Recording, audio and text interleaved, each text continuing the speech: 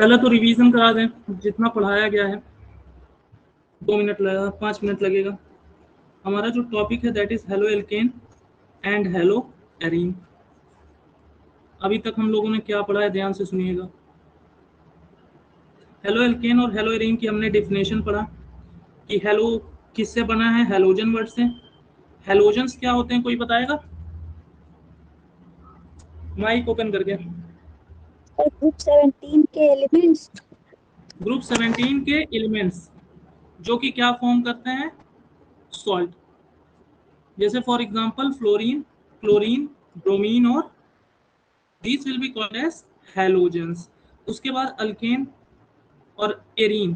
Alkane आप जानते हैं any compound which has the formula CnH2n+2। तो हेलो एल्केन क्या होता है, it is a combination of halogen plus alkane. यहां से जब इसे हम बोलते हैं अल्केन, अब देखिए अल्केन में जितने हेलोजन जुड़ेंगे उतने हाइड्रोजन निकलेंगे, और अल्केन से जब एक हाइड्रोजन निकलता है तो इसे एल्किल ग्रुप बोलते हैं। This is called alkyl.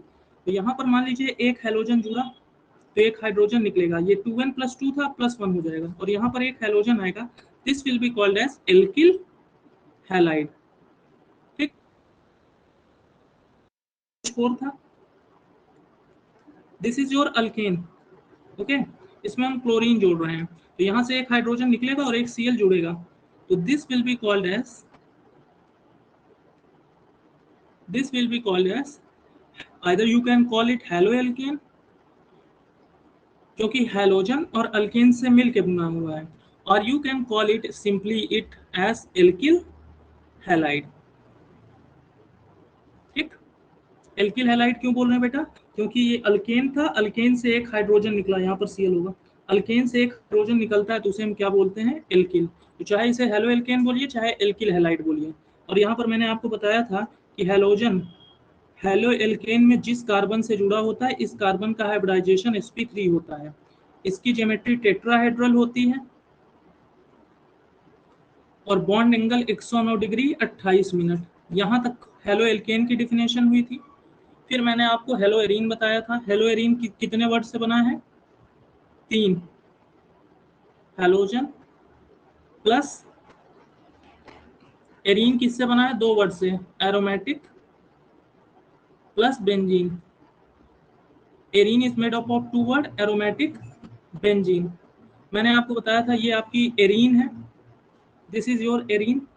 अगर यहाँ पर एक हेलोजन जुड़ेगा तो यहाँ से एक हाइड्रोजन निकलेगा, ठीक, और जब बेंजीन में Cl जाके जुड़ेगा तो इसे हम लोग बोलेंगे हेलो एरीन या क्लोरो एरीन भी बोल सकते हैं, क्योंकि यहाँ पर हेलोजन की जगह क्या है, क्लोरो।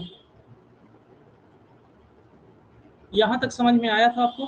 और यहाँ पर देख लीजिए, यहाँ पर हेलोजन जिस कार्बन से जुड़ा है उस कार्बन का हाइब्रिडाइजेशन sp2 है। इतनी बात हुई थी, यहाँ तक कोई डाउट हो तो आप बोल दीजिएगा, अदरवाइज। उसके बाद हम लोगों ने क्या पढ़ा था, uses of halo alkene and hello arene.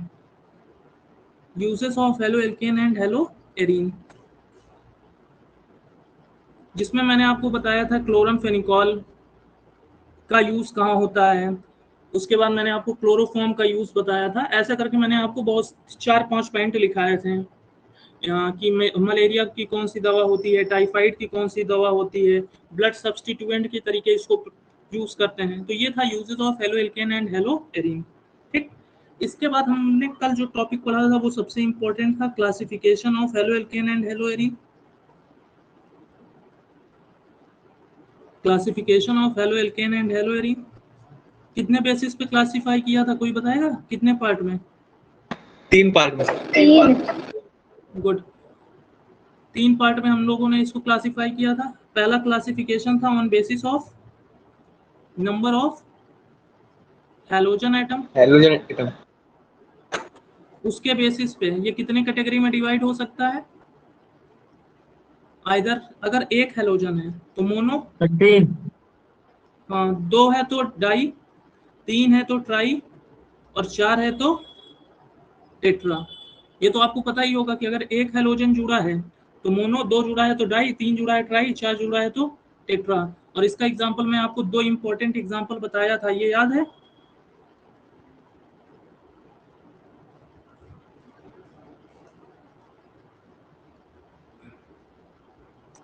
इसको देख के बताइए, इसको मैंने आपको पढ़ाया था, ये मोनो है कि डाई है कि ट्राई की टेट्रा?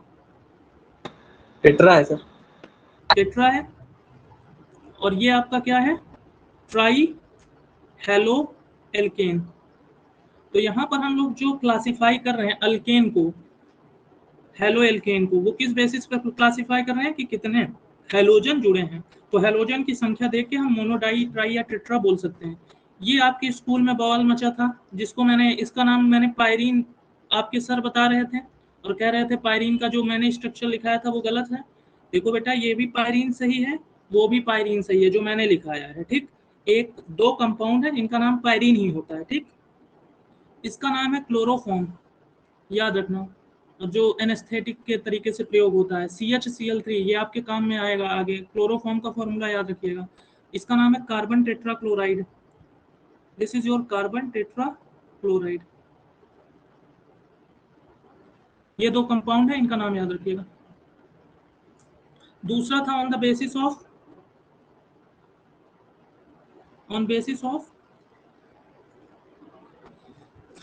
बताइए आप लोग, on the basis of hybridisation sir. Position of hydrogen.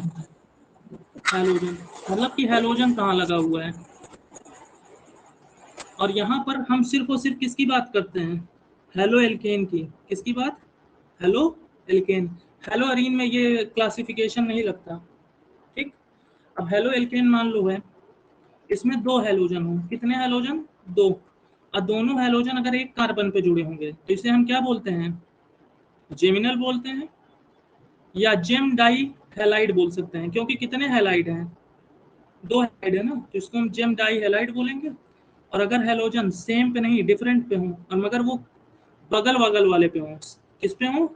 अब यहाँ पर होगा तो इसको हम विसिनल नहीं बोलेंगे, जस्ट बगल वाले का हो तो इसको हम विसिनल बोलेंगे या विस डाई हेलाइड। और मैंने कल आपको ये भी समझाया था कि मान लो ये है, ये एक क्लोरीन यहाँ, एक क्लोरीन यहाँ है, तो यहाँ पर भी इसको विसिनल नहीं कहेंगे, याद रखना। This is only applicable to haloalkane. इसको हम लोग ऑर्थो और पैरा से देख के बताएंगे। यहाँ पर जेमिनल और विसिनल सिर्फ इसमें लगेगा, हेलो एल्केन में। यहाँ तक क्लियर है? तीसरा क्लासिफिकेशन था on the basis of hybridisation. इसको मैं आपको समझाने नहीं जा रहा हूँ, मैं इस पे आपसे डायरेक्ट क्वेश्चन पूछ रहा हूँ। ऑन बेसिस ऑफ हाइब्रिडाइजेशन, या तो देख ही लीजिए कितने क्लासिफिकेशन थे इसमें, 3।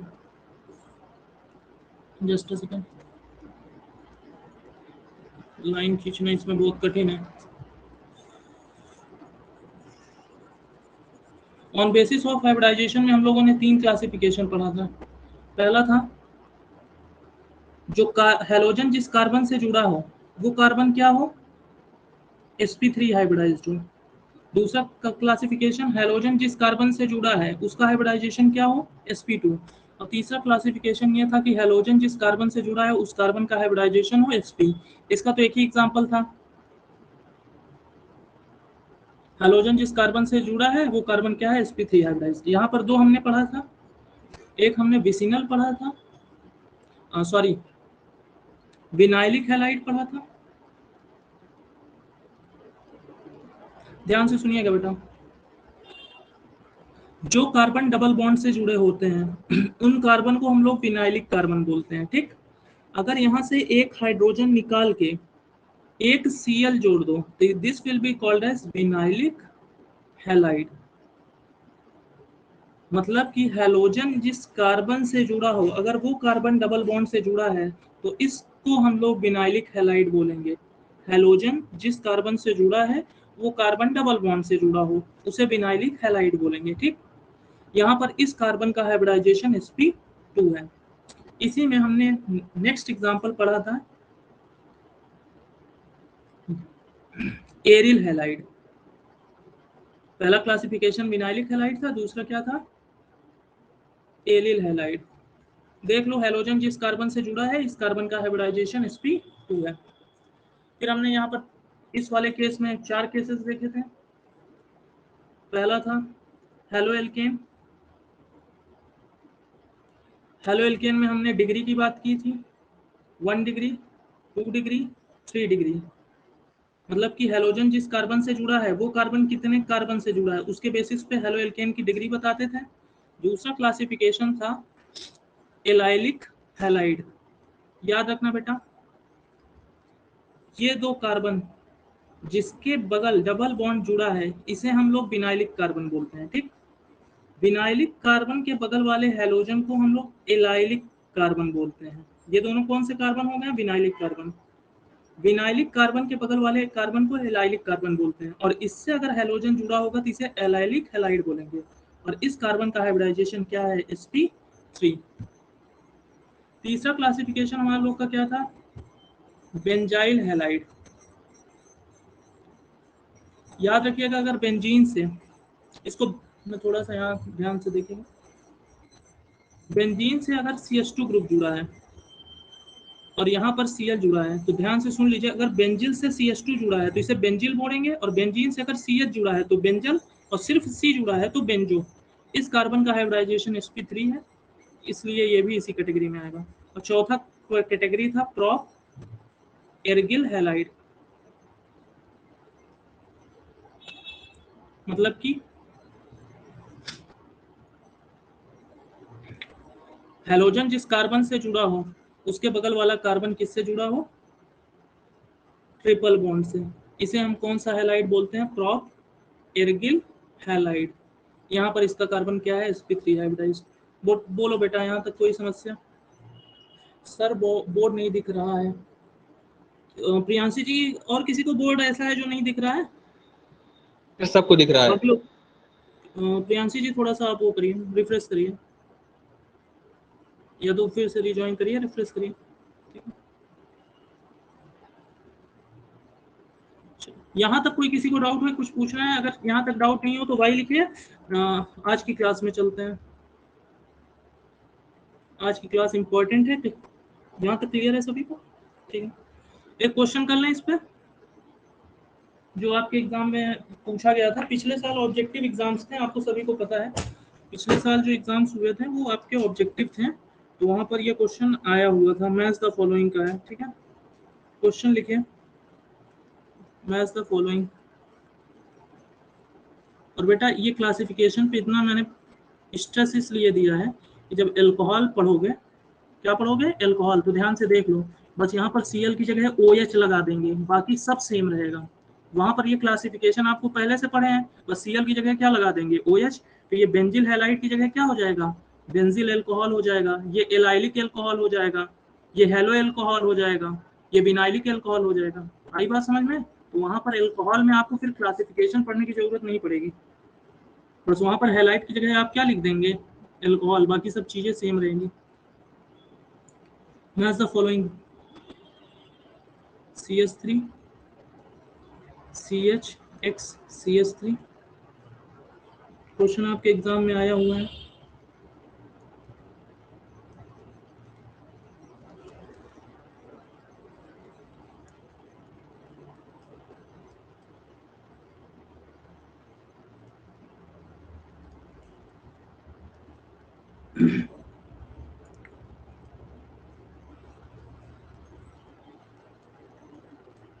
ऑप्शन देख लीजिए।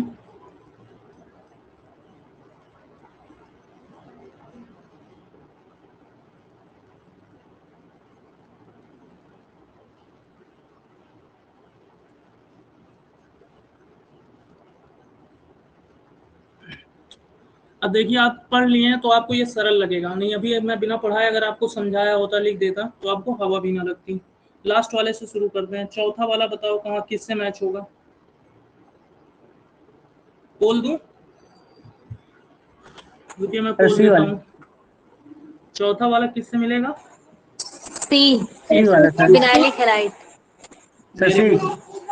ठीक है, तीसरा किससे मिलेगा?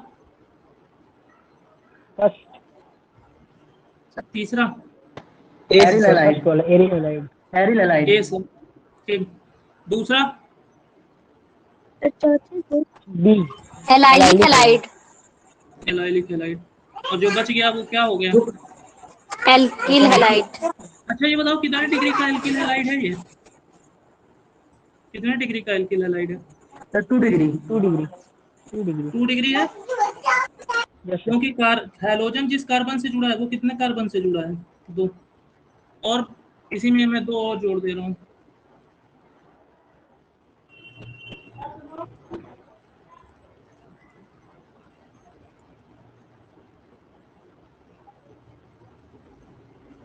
ये क्या है? इसका नाम बोलिए। प्रोपैगल हैलाइड। प्रोपैगल। चलिए, मतलब अब आप क्लासिफिकेशन समझ लेंगे। थोड़ा सा और बताएंगे? ये बताइए, ये जो एरिल हैलाइड है, इसमें जो हैलोजन जिस कार्बन से जुड़ा है उसका हाइब्रिडाइजेशन क्या होगा? sp2। एक sp2। एल्किल हैलाइड में हैलोजन जिस कार्बन से जुड़ा है उसका hybridisation sp3। sp3। Very good. Vinylic halide में कार्बन जिससे हैलोजन जुड़ा है, हैलोजन जिस कार्बन से जुड़ा है उसका हाइब्रिडाइजेशन sp2 sp2। एलाइलिक वाले का sp3 प्रोपेरगिल का sp3।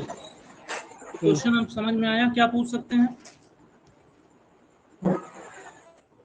क्लासिफिकेशन में कोई दिक्कत? बोलो भाई लोग। No sir. अगली हेडिंग देखो। नो अब यहाँ- सर। ठीक है, ये मतलब कंफ्यूजन तो नहीं है? चलें आगे बढ़े। आज की क्लास यहाँ से स्टार्ट हो रही है। Nature of CX bond. Nature of CX bond मतलब कि जो कार्बन और हेलोजन बॉन्ड है उसका नेचर कैसा है, वो किस तरीके का बॉन्ड है। मतलब इसका क्या है, जो कार्बन और हेलोजन के बीच जो बॉन्ड है, इस बॉन्ड का नेचर क्या है, मतलब ये किस तरीके का बॉन्ड है। तो ध्यान से सुनिएगा। आप मान लीजिए मैं एक कंपाउंड ले रहा हूं,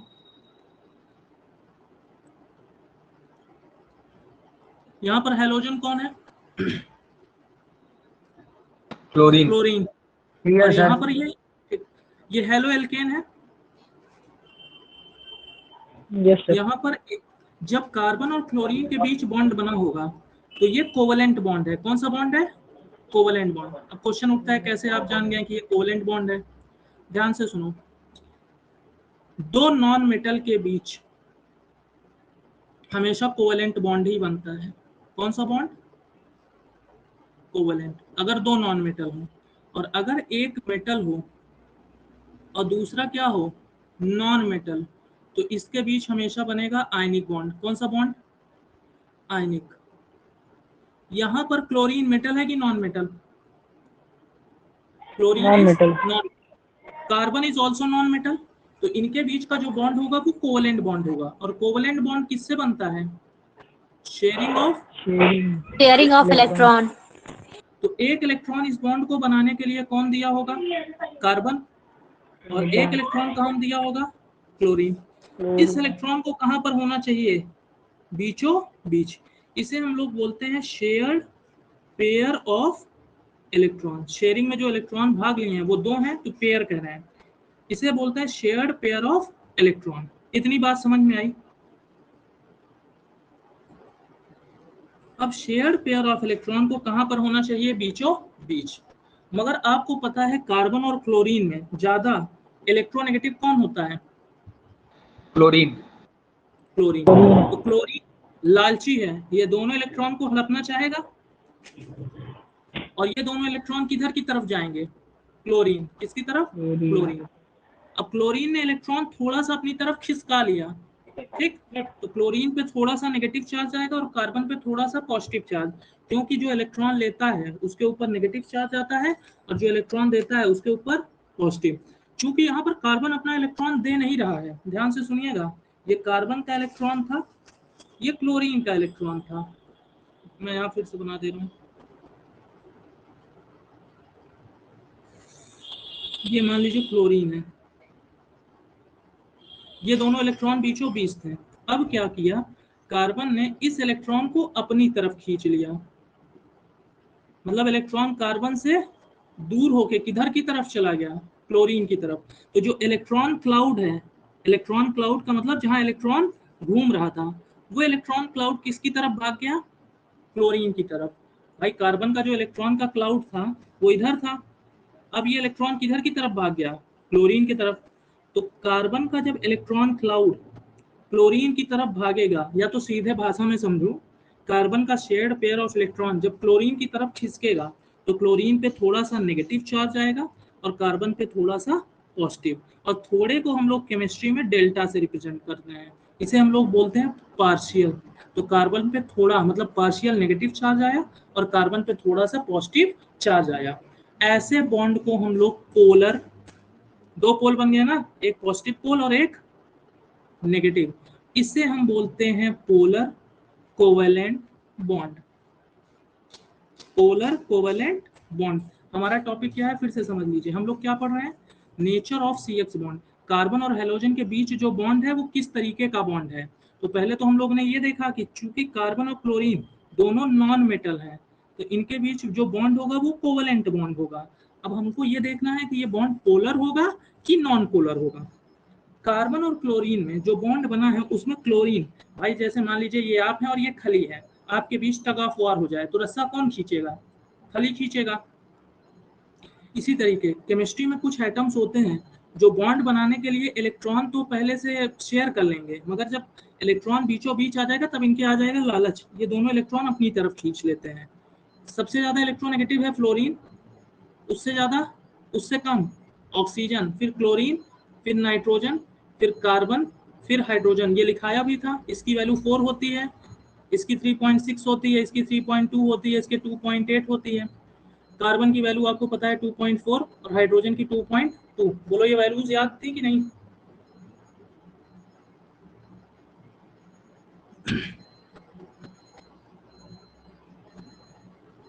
अब ध्यान से सुनिएगा, कार्बन, क्लोरीन, हैलोजन, हैलोजन भी नॉन मेटल होते हैं, कार्बन भी नॉन मेटल होते हैं, तो इनके बीच का बॉन्ड क्या होगा, कोवेलेंट होगा। ठीक। हैलोजेंस जो होते हैं वो कार्बन से ज्यादा इलेक्ट्रोनेगेटिव होते हैं, मतलब कि जो हैलोजेंस होते हैं वो कार्बन से ज्यादा लालची होते हैं, तो शेयर्ड पेयर ऑफ इलेक्ट्रॉन को अपनी तरफ खींचेंगे। कार्बन का इलेक्ट्रॉन किसकी तरफ भाग जाएगा, हैलोजन की तरफ। हैलोजन पे थोड़ा सा नेगेटिव चार्ज आ जाएगा, कार्बन पे थोड़ा सा पॉजिटिव चार्ज आ जाएगा। दो पोल बन गए, एक बन गया पॉजिटिव पोल और एक बन गया नेगेटिव पोल। ऐसे मॉलिक्यूल को हम लोग बोलते हैं पोलर मॉलिक्यूल।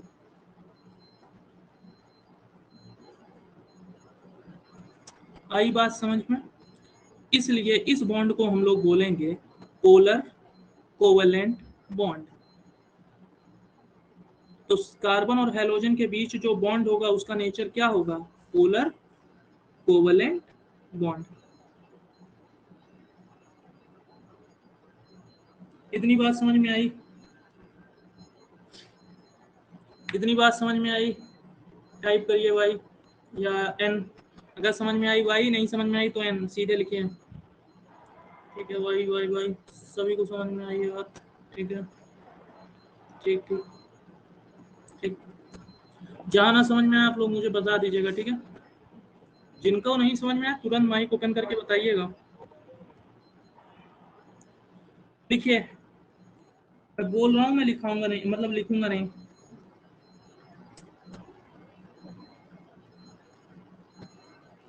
डायग्राम मैं बना दे रहा हूँ, उसके बाद मैं डिक्टेट कर रहा हूँ, आप लिखिएगा। ये शेयर्ड पेयर ऑफ इलेक्ट्रॉन है, ये किधर की तरफ जाना चाहेगा, हैलोजन इधर आएगा डेल्टा नेगेटिव, इस कार्बन पे आएगा डेल्टा पॉजिटिव। ऐसे मॉलिक्यूल को हम लोग बोलते हैं पोलर मॉलिक्यूल, जिसमें एक पे चार्ज पॉजिटिव और एक दूसरा, और चूंकि ये दोनों नॉन मेटल हैं तो इसे बोलेंगे पोलर कोवेलेंट बॉन्ड। अब लिखिए आप लोग, मैं डिक्टेट कर रहा हूँ,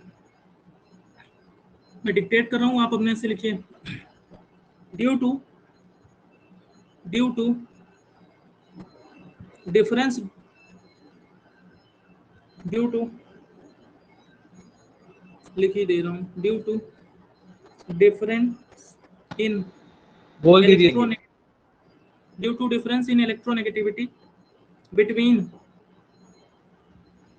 carbon and halogen atom, between carbon and halogen atom, the shared pair of electron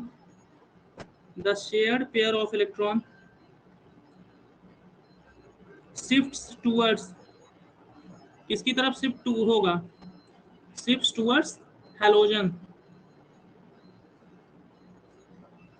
giving it कौन सा चार्ज, पार्शियल नेगेटिव चार्ज, जिसकी तरफ शिफ्ट होगा उसके ऊपर आएगा partial negative charge, giving it partial negative charge,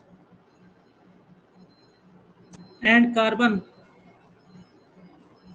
acquires partial positive charge, carbon acquires partial positive charge, carbon acquires partial positive charge, since electronegative difference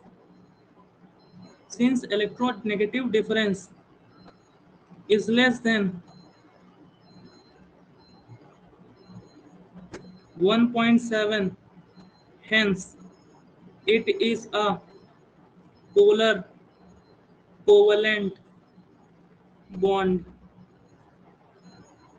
इस line को भी समझाता हूं, 1.7 से क्या मतलब है, लिख लिया सभी ने कि फिर से बोलूं?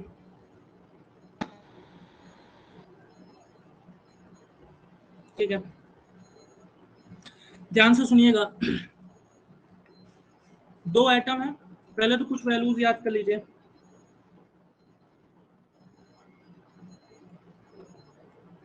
फ्लोरीन सबसे ज्यादा इलेक्ट्रोनेगेटिव होता है, सबसे ज्यादा लालची कौन है, फ्लोरीन, उसके बाद ऑक्सीजन, फिर क्लोरीन, फिर नाइट्रोजन, फिर कार्बन, फिर हाइड्रोजन। अब पीरियोडिक टेबल में 118 एलिमेंट हैं, सबकी वैल्यू तो याद नहीं कर पाएंगे, तो कम से कम इतना तो याद ही रखिएगा।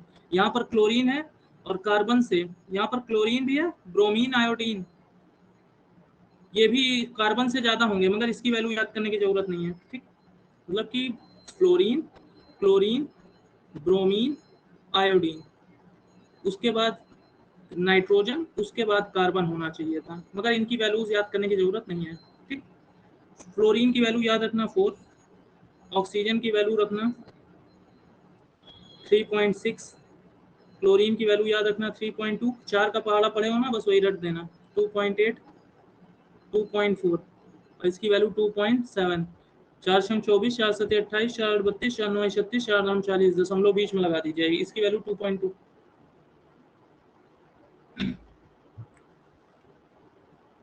क्लोरीन, ब्रोमीन और आयोडीन की जो वैल्यू होती है वो भी लगभग 3 के बराबर होती है, 3 के लगभग बराबर होती है। ठीक, ब्रोमीन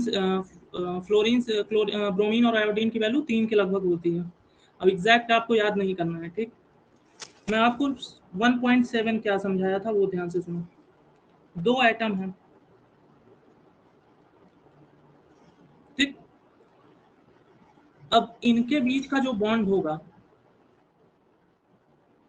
अगर इनके बीच का इलेक्ट्रोनेगेटिविटी डिफरेंस 1.7 से ज्यादा हो जाएगा तो ये बॉन्ड हो जाएगा आयनिक बॉन्ड, और अगर वैल्यू 1.7 से कम होगी तो इसे हम बोलेंगे पोलर कोवेलेंट बॉन्ड। एग्जाम्पल के तौर पे देख लीजिए, एग्जाम्पल के तौर पे देखिए HF और CCl देख लीजिए। हाइड्रोजन की वैल्यू अभी आपने 2.2 देखा है, फ्लोरीन की वैल्यू आपने देखा है 4.0, इनके बीच का इलेक्ट्रोनेगेटिविटी डिफरेंस निकालेंगे तो वो आएगा 4 - 2.2, 1.8।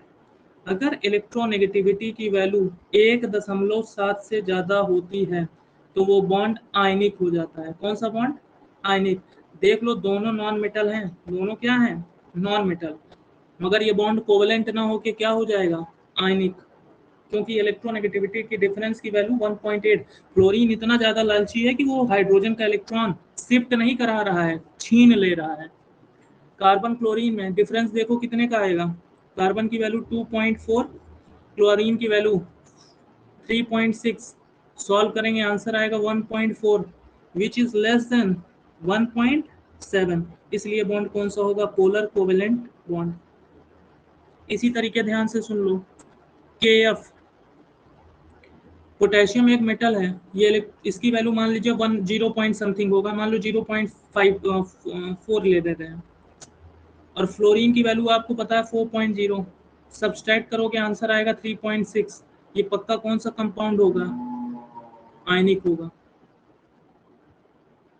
आई बात समझ में? दो एटम के बीच का अगर इलेक्ट्रोनेगेटिविटी डिफरेंस 1.7 से ज्यादा है तो बॉन्ड आयनिक होगा, और कम है तो पोलर कोवेलेंट होगा। बोलिए, ये बात समझ में आई? तो कोई आपसे पूछ ले हैलोजन और कार्बन के बीच जो बॉन्ड है वो कौन, उसका नेचर क्या है? तो उसका नेचर है polar covalent bond. Is this clear? कोई पूछ ले पोलर कोवेलेंट क्यों है? क्योंकि कार्बन और हैलोजन में हैलोजन ज्यादा इलेक्ट्रोनेगेटिव है। हेलो एल्केन में, एक सेकंड पॉज कर, वेट करिए।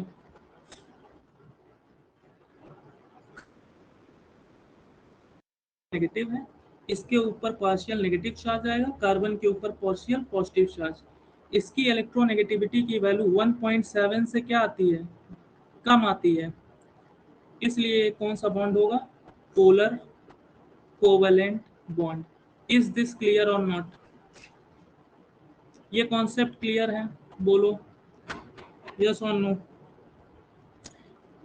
यस और नो। ओके, सौम्य हो जाए, yes yes yes yes yes, ठीक। किसी कोई डाउट हो तो पूछ लीजिएगा, ये नहीं कि बाकी लोग यस कर रहे हैं तो हम भी कर रहे हैं। भरत, जस्ट अ सेकंड बेटा।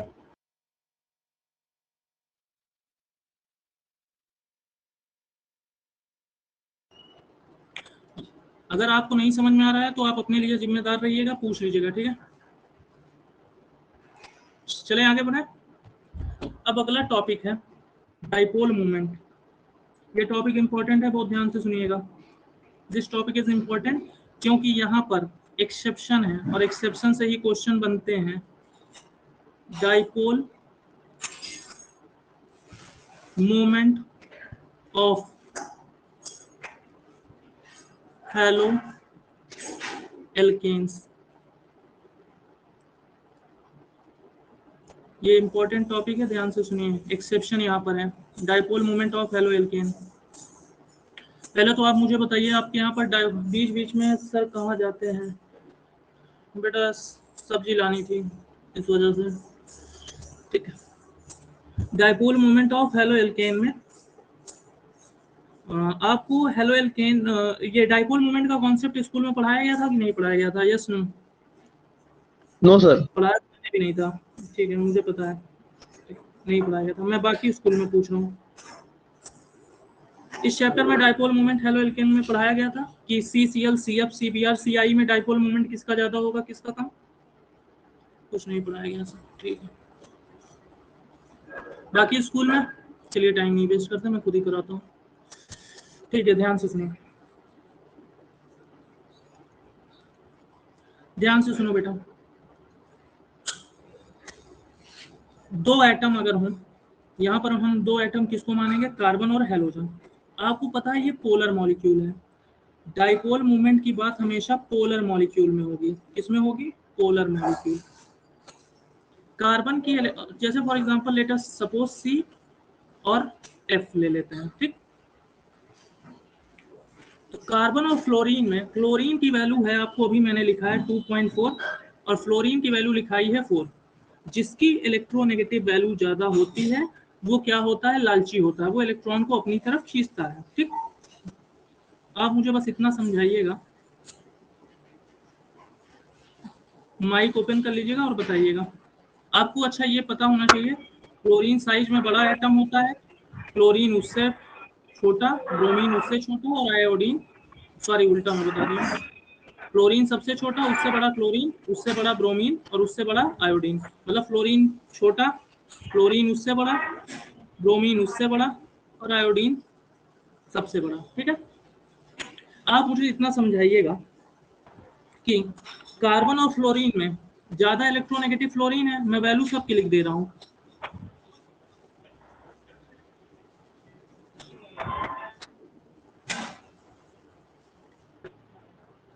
फ्लोरीन, क्लोरीन, ब्रोमीन, आयोडीन में सबसे ज्यादा लालची कौन है?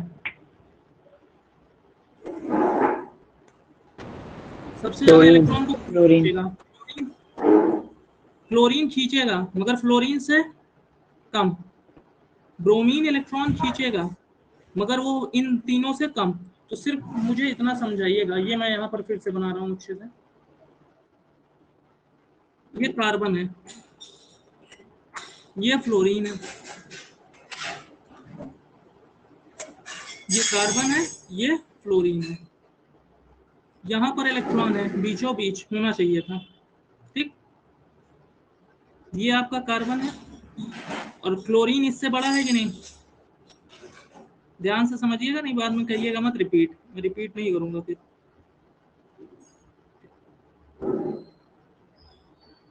ये आपका कार्बन है, ये आपका ब्रोमीन और बड़ा,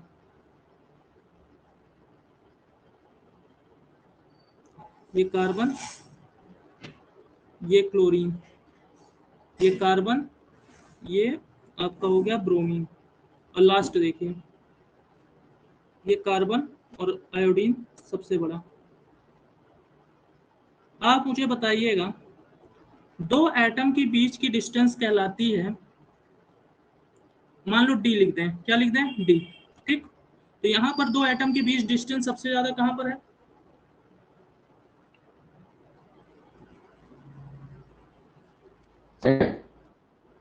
सबसे ज्यादा डिस्टेंस क्लोरीन और फ्लोरीन के क्लोरीन और आयोडीन के बीच में है कि नहीं? अरे आपसे सीधा पूछा Yes, जाए, sir. D1, D2, D3 और D4 में सबसे ज्यादा वैल्यू किसकी होगी? D4 greater than D3 greater than D2 greater than D1। बोलो इतनी बात समझ में आई? भाई एटम्स नीचे जाने पे क्या होते हैं? साइज में बड़े होते हैं। क्लोरीन फ्लोरीन के एटम छोटे छोटे थे, पास पास थे, तो डिस्टेंस कम थी। क्लोरीन का एटम बड़ा हो गया तो कार्बन और क्लोरीन के बीच की डिस्टेंस बढ़ जाएगी। ब्रोमीन और बड़ा है तो कार्बन Br के बीच डिस्टेंस और बढ़ेगी। और सबसे ज्यादा डिस्टेंस कहाँ पर होगा? कार्बन और आयोडीन। बोलो इतनी बात समझ में आई? यस और नो? यस और नो? ठीक है, अब ध्यान से सुनिएगा। कार्बन की वैल्यू 2.4 सब केस में है,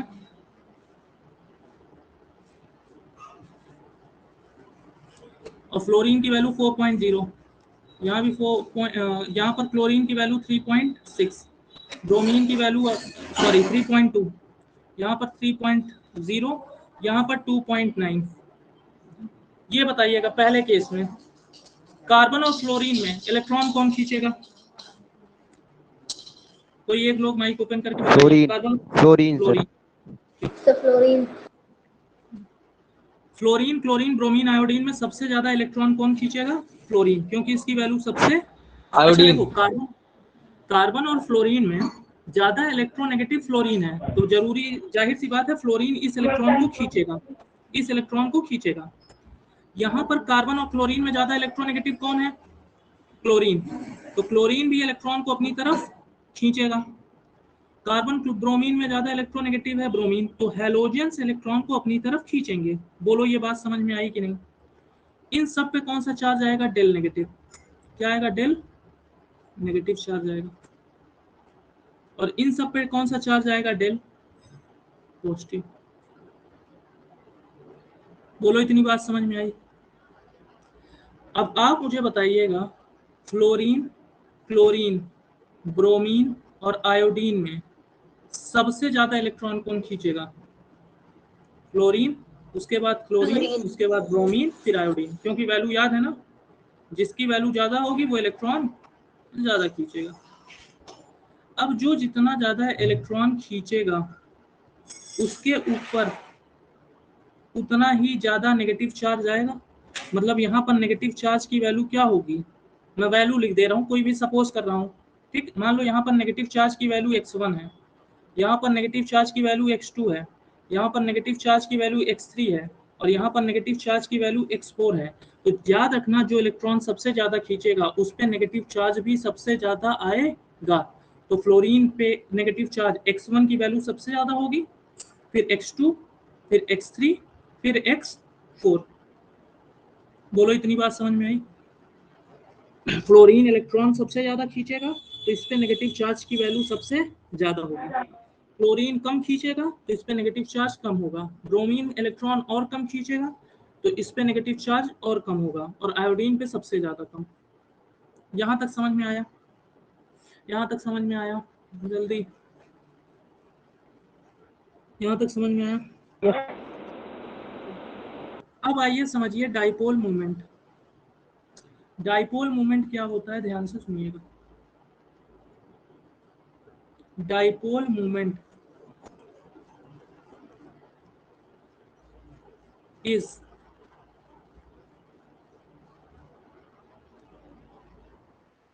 in polar molecule. Molecule dipole moment निकालने के लिए क्या होना चाहिए?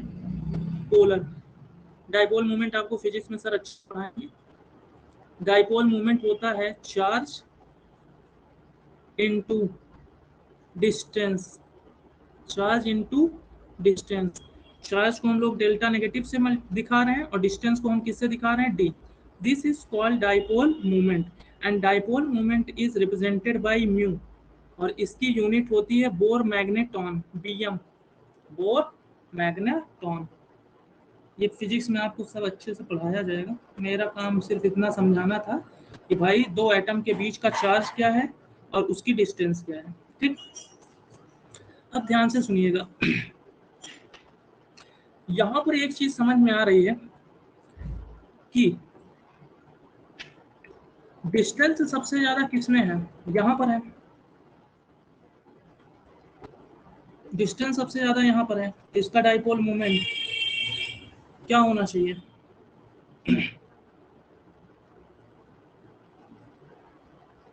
सॉरी, यहां पर ध्यान से समझिए। डाइपोल मोमेंट निकालते वक्त, डाइपोल मोमेंट निकालते वक्त while charge dominates, in dipole moment charge dominates। मतलब कि डाइपोल मोमेंट उसका ज्यादा होगा जिसका चार्ज ज्यादा होगा। क्या ज्यादा होगा? चार्ज।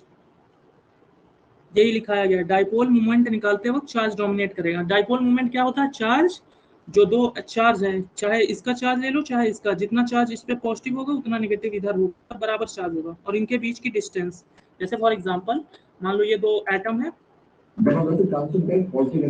इनके बीच का चार्ज है 40 कूलम। तो अगर यहाँ पर पॉजिटिव 40 कूलम होगा तो यहाँ पर माइनस 40 कूलम होगा। और मान लो इनके बीच की डिस्टेंस है 10 एंगस्ट्रॉम, तो इनका जो डाइपोल मोमेंट आएगा वो क्या आएगा? 40 इंटू 10, मतलब चार्ज, किसी एक का charge multiplied by distance between them. और डाइपोल मोमेंट निकालते वक्त चार्ज डोमिनेट करता है, मतलब जिसकी चार्ज ज्यादा होगा उसका डाइपोल मोमेंट ज्यादा होगा। अब आप मुझे बताइएगा चार्ज सबसे ज्यादा किस,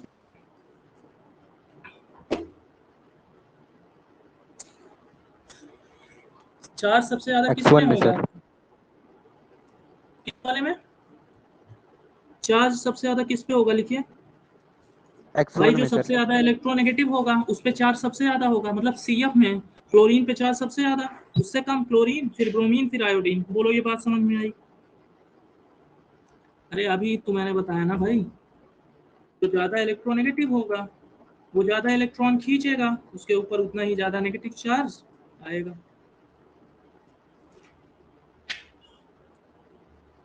जो ज्यादा इलेक्ट्रोनेगेटिव होगा वो इलेक्ट्रॉन को अपनी तरफ उतना ही खींचेगा, उसके ऊपर उतना ही ज्यादा नेगेटिव चार्ज आएगा। तो देखने से तो ये लगता है कि CF का डाइपोल मोमेंट ज्यादा होना चाहिए, फिर CCl होना चाहिए, फिर CBr होना चाहिए, फिर Ci।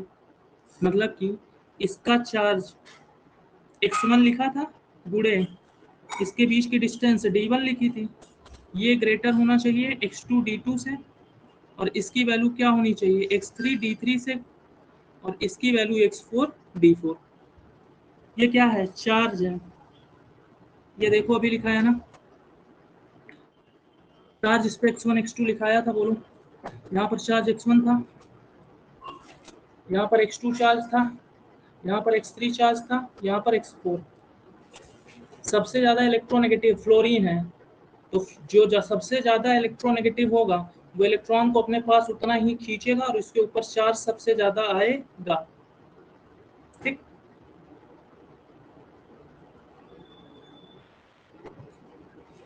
क्लोरीन कम इलेक्ट्रोनेगेटिव है तो ये इलेक्ट्रॉन खींचेगा तो, मगर क्लोरीन से कम खींचेगा, तो इस पे नेगेटिव चार्ज कम आएगा। क्लोरीन भी इलेक्ट्रॉन तो बाकियों से कम खींचेगा, तो इस पे और नेगेटिव चार्ज कम होगा। क्या होगा सबसे ज्यादा, फिर X2, फिर X3, फिर X4। डिस्टेंस सबसे ज्यादा कहाँ पर है, D4 में। यहाँ पर डिस्टेंस सबसे ज्यादा है, यहाँ पर डिस्टेंस कम है, यहाँ पर डिस्टेंस और कम है, और यहाँ पर डिस्टेंस सबसे कम। अब दो चीज है, ध्यान से सुनिएगा। यहाँ पर चार्ज तो ज्यादा है, जाहिर सी बात है, X1 greater than X2 greater than X3 greater than X4। Charge तो सबसे ज्यादा यहाँ पर है, मगर इसका डिस्टेंस सबसे कम है। अब ये दो चीज मल्टीप्लाई हो रही है। जब इसको पूरा करके देखा गया तो पहले तो हम लोग को ये लग रहा था कि डाइपोल मोमेंट कैलकुलेट करते वक्त चार्ज डोमिनेट करता है। ये लिखा भी है बुक में कि डाइपोल मोमेंट कैलकुलेट करते वक्त चार्ज डोमिनेट करता है, मतलब चार्ज ज्यादा होगा उसका डाइपोल मोमेंट ज्यादा होगा। तो इस हिसाब से इसका डाइपोल मोमेंट सबसे ज्यादा होना चाहिए था, उसके बाद CCl का होना चाहिए था, फिर CBr का होना चाहिए था, मगर फिर Ci का। मगर जब एक्चुअली देखा गया तो ये आपको लिखना है, ये आपको यहाँ से देखना है ध्यान से। डाइपोल मोमेंट का ऑर्डर एक्सपेक्टेड क्या था, एक्सपेक्टेड का मतलब जो सोचा गया था वो ये था, CF का सबसे ज्यादा होगा, फिर CCl का, फिर CBr का, फिर Ci का।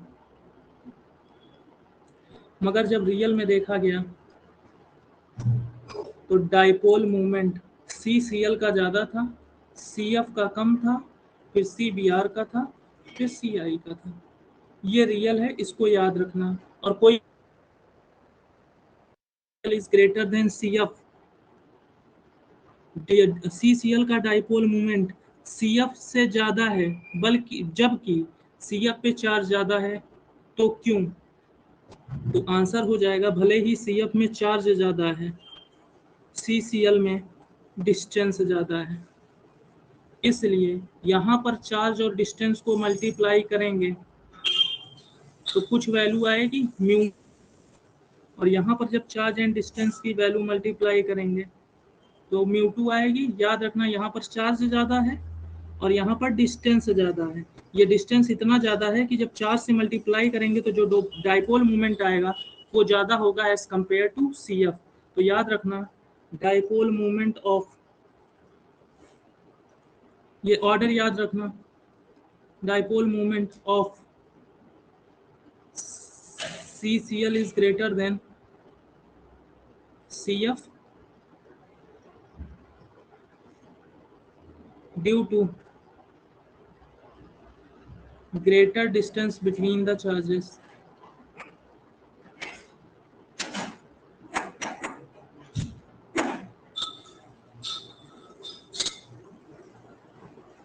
ये समझ में आया? बोलिए, ये समझ में आया? एक बार मैं फिर बोल, ध्यान से सुन लो। CF, CCl, CBr, Ci चारों बॉन्ड पोलर कोवेलेंट बॉन्ड होंगे, और पोलर मॉलिक्यूल का हम डाइपोल मोमेंट निकालते हैं। डाइपोल मोमेंट क्या होता है? चार्ज गुणे डिस्टेंस। जो ज्यादा इलेक्ट्रोनेगेटिव होगा उस पर चार्ज ज्यादा होगा। फ्लोरीन, क्लोरीन, ब्रोमीन, आयोडीन में सबसे ज्यादा इलेक्ट्रोनेगेटिव फ्लोरीन है, तो फ्लोरीन पे चार्ज सबसे ज्यादा, उससे कम क्लोरीन, उससे कम ब्रोमीन और उससे कम आयोडीन। बट सबसे छोटा फ्लोरीन होता है, उससे बड़ा क्लोरीन, उससे बड़ा ब्रोमीन, उससे बड़ा आयोडीन। तो CF के बीच की डिस्टेंस कम होगी, CCl के बीच की डिस्टेंस ज्यादा होगी, CBr की डिस्टेंस और ज्यादा, और Ci की डिस्टेंस और ज्यादा। जब चार्ज इनटू डिस्टेंस मल्टीप्लाई करेंगे तो CCl की वैल्यू सबसे ज्यादा आएगी डाइपोल मोमेंट की, फिर CF आएगा, फिर CBr आएगा, फिर Ci आएगा।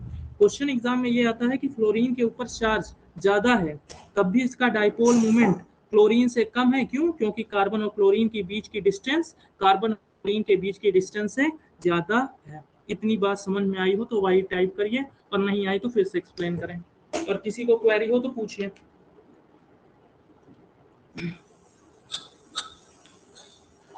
आ गई बात समझ में? ठीक है, तो कोई पूछ ले डाइपोल मोमेंट का ऑर्डर तो बता लोगे। सबसे ज्यादा डाइपोल मोमेंट CCl, फिर CBr, फिर CF, फिर CI। कोई रीजन पूछे तो बता देना। भले ही फ्लोरीन पे चार्ज ज्यादा है मगर CF की बीच की डिस्टेंस CCl से कम है। और जब डिस्टेंस और चार्ज को मल्टीप्लाई करते हैं तो सबसे ज्यादा वैल्यू किस में आती है? सर कार्बन की जगह अल्केन भी हो सकता है कि नहीं? बेटा कार्बन जो है वो अल्केन से ही तो आया है। अरे यही तो समझा रहा हूँ, ध्यान से सुनो। मैंने पूरा नहीं लिखा तो आप कंफ्यूज हो गए क्या? ये अल्केन था, इससे एक हाइड्रोजन हमने निकाला, यहाँ पर हमने लगा दिया क्लोरीन। तो ये कार्बन जो है वो अल्केन का ही तो कार्बन है। This carbon is of alkane only. तो कोई पूछ ले CH3Cl, CH3Br, CH3F और CH3I में सबसे ज्यादा डाइपोल मोमेंट किसका होगा? तो क्या आंसर बताएंगे? ये क्वेश्चन है पहला। रुक जाइए, अरेंज करिए। सबसे पहले सबसे पहले कौन आएगा? अरेंज करिए। ClFBrI, ठीक है, मतलब पहले आएगा आपका 1, ये वाला 1 के बाद आएगा थर्ड के बाद आएगा सेकंड, और लास्ट आएगा फोर्थ। ये याद रहेगा, बोलो हाँ या ना। स्कूल में कराया गया था ये सब 1 3 2 4, very good. Same halogen different alkyl group, नहीं बेटा, अगर कंपेयर करना है तो सभी हैलोजन सेम, एल्केन सेम रखना पड़ेगा। अगर जैसे कंपेयर करना है तो सभी एल्किल को सेम नहीं CH3Cl और C2H5F में नहीं देखना है आपको। जब कंपेयर करना होगा, देखो बेटा डाइपोल मोमेंट आप जो कह रहे हैं मैं समझा रहा हूँ विवेक जी।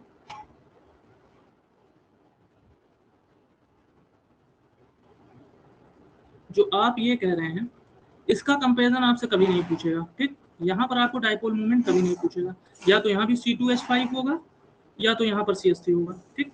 अदरवाइज अब ऐसे नहीं कैलकुलेट कर पाएंगे ना सभी का डाइपोल मोमेंट, वैल्यू इतनी याद थोड़ी रहेगी। आपको सिर्फ कार्बन और Cl के बीच की लेंथ देखनी है, ठीक? या तो यहाँ पर दोनों में CH3Cl होगा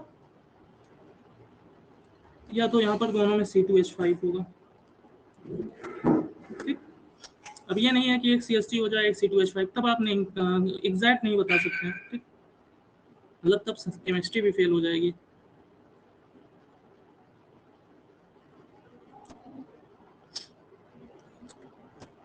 तो आपके एग्जाम में ये क्वेश्चन पूछा गया है कि dipole moment of chloroalkane will be greater और chlorofluorene, dipole moment of chloroalkane will be greater और क्लोरोफ्लोरेन, याद रखना क्लोरीन का ज्यादा होगा, भले ही डिस्टेंस चार्ज कम है मगर डिस्टेंस ज्यादा है।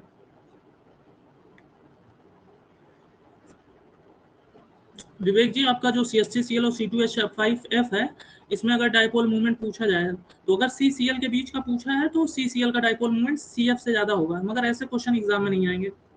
इसी तरीके वैभव जी क्वेश्चन जो पूछे हैं सेम एल्किल ग्रुप या डिफरेंट एल्किल ग्रुप, कंपेयर करते वक्त एल्किल ग्रुप सेम होना चाहिए तभी आप बता पाएंगे, नहीं तो फिर नहीं बता पाएंगे। वो आपको फेल करने पे थोड़ी तुले रहेंगे। यहाँ तक समझ में आया? चलिए अगला होमवर्क देखिए आपके पार्ट पे क्या है।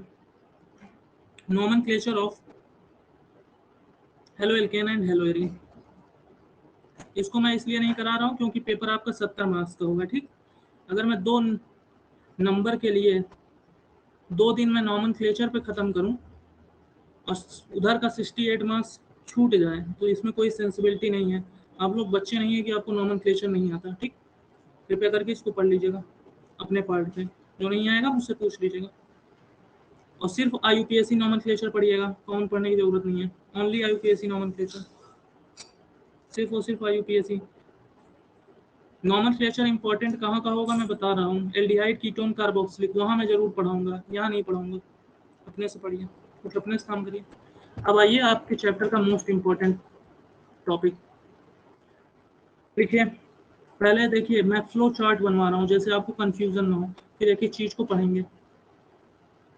अब हमको ये तो समझ में आ गया हेलो एल्केन क्या है, हेलो एरीन क्या है, हेलो एल्केन और हेलो एरीन में कार्बन का हाइब्रिडाइजेशन क्या होता है, बॉन्ड किस तरीके का होता है, डाइपोल मूवमेंट किसका ज्यादा होता है। अब हमको ये क्वेश्चन उठा कि जो हेलो एल्केन हेलो एरीन है, जो मेडिसिन में बहुत काम आता है, आपको पता है ना हेलो एल्केन हेलो एरीन सबसे ज्यादा मेडिसिन में काम आता है। तो ये बनाते कैसे हैं, मान लो हमें कोई हेलो एल्केन बनाना है, मान लीजिए मेथिल क्लोराइड बनाना है, एथिल क्लोराइड बनाना है, बेंजील ब्रोमाइड बनाना, तो बनाएंगे कैसे। तो हम लोग को अब क्या पढ़ना है, method of preparation of halo alkene, और दूसरे में हम लोग पढ़ेंगे मेथड ऑफ हेलो एरीन। पहले हम लोग पढ़ेंगे method of preparation of halo alkene कैसे बनाते हैं, ठीक। और सेकंड पार्ट में हम लोग पढ़ेंगे method of preparation of hello arene. अब मैं आपको एक चीज डिस्क्लेमर दे दे रहा हूँ, मैं क्लास में आपको समझा सकता हूँ, ठीक।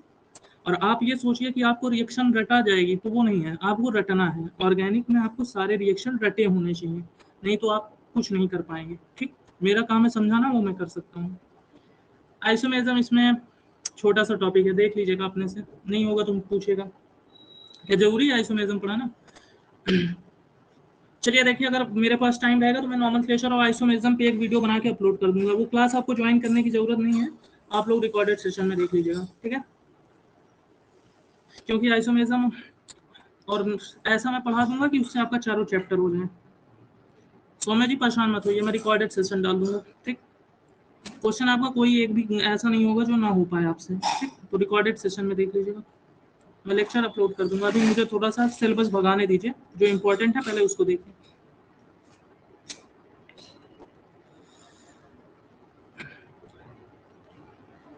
मेथड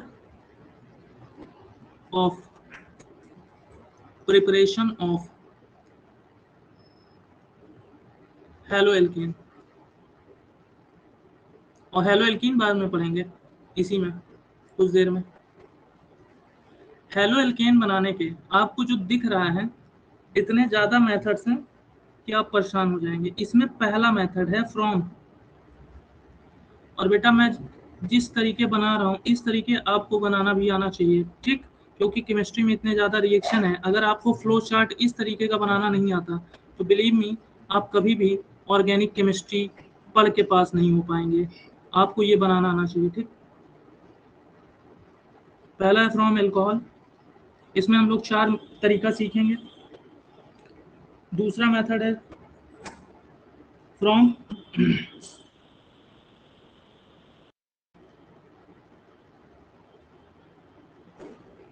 हाइड्रोकार्बन,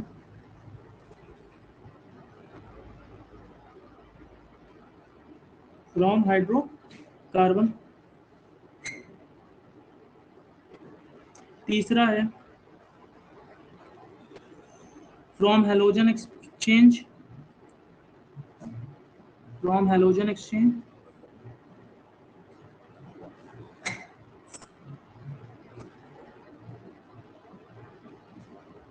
इसमें आप 2 रिएक्शन पढ़ेंगे।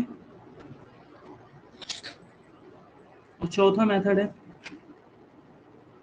From silver salt of fatty acid, from silver salt of fatty acid. Tension मत लीजिए, समझाने का काम मेरा है।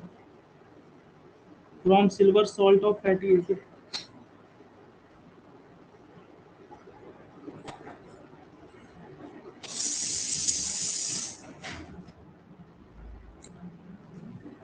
ध्यान से सुन लीजिए, हेलो एल्केन बनाने के 4 तरीके हैं।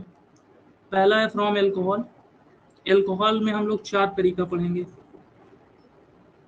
फ्रॉम हाइड्रोकार्बन, हाइड्रोकार्बन में एल्कीन और एल्काइन से कैसे बनाएंगे, इसमें भी नियर अबाउट 4 तरीके हैं। हेलोजन एक्सचेंज में 2 तरीके हैं, और ये एक। तो कितने रिएक्शन आपको पढ़ने हैं, 4, 4 8 2 10, नियर अबाउट 11 तरीके आपको याद करने हैं, ठीक। समझ में आया? तो हेलो एल्केन बनाने के नियर अबाउट मतलब ओवरऑल कितने मेथड हैं, 4। पहला क्या है, from halo alkane, sorry from alcohol. दूसरा है फ्रॉम हाइड्रोकार्बन मतलब फ्रॉम अल्कीन या एल्काइन। तीसरा मेथड है फ्रॉम हेलोजन एक्सचेंज, हेलोजन को बदल के।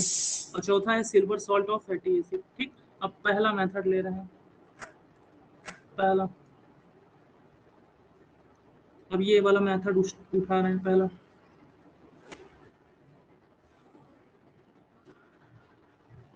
तो मैकेनिज्म जितना भी लिखाऊंगा सब रटना। आपके स्कूल में मैकेनिज्म नहीं कराया गया है तो उनके कहने पे भरोसे पे मत चलिएगा। 2 सेकंड रुकिए, मेरा व्हाइट बोर्ड स्टक कर गया है, काम नहीं कर रहा।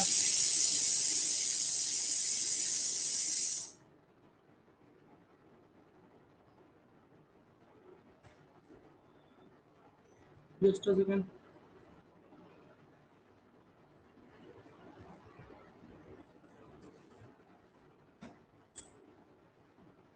पहला मेथड हेडिंग डालिए। हम लोग क्या बना रहे हैं? Hello alkane. और किसकी मदद से बना रहे हैं? पहला है फ्रॉम एल्कोहल, दारू की मदद से दवा बना रहे हैं। तो समझ में आया दारू भी दवा का काम करती है। ये बात समझ में आई? दारू से दवा बनाना सीखेंगे। एल्कोहल से हेलो एल्केन कैसे बनता है। यहाँ से क्लास इंपॉर्टेंट है, ध्यान से समझ के चलिएगा। एल्कोहल से एल्कीन बनाने के ओवरऑल 4 तरीके हैं।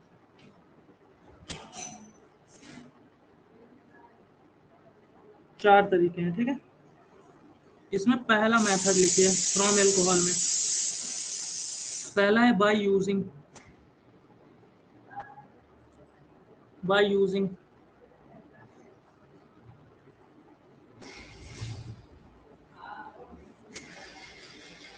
Halogen acid.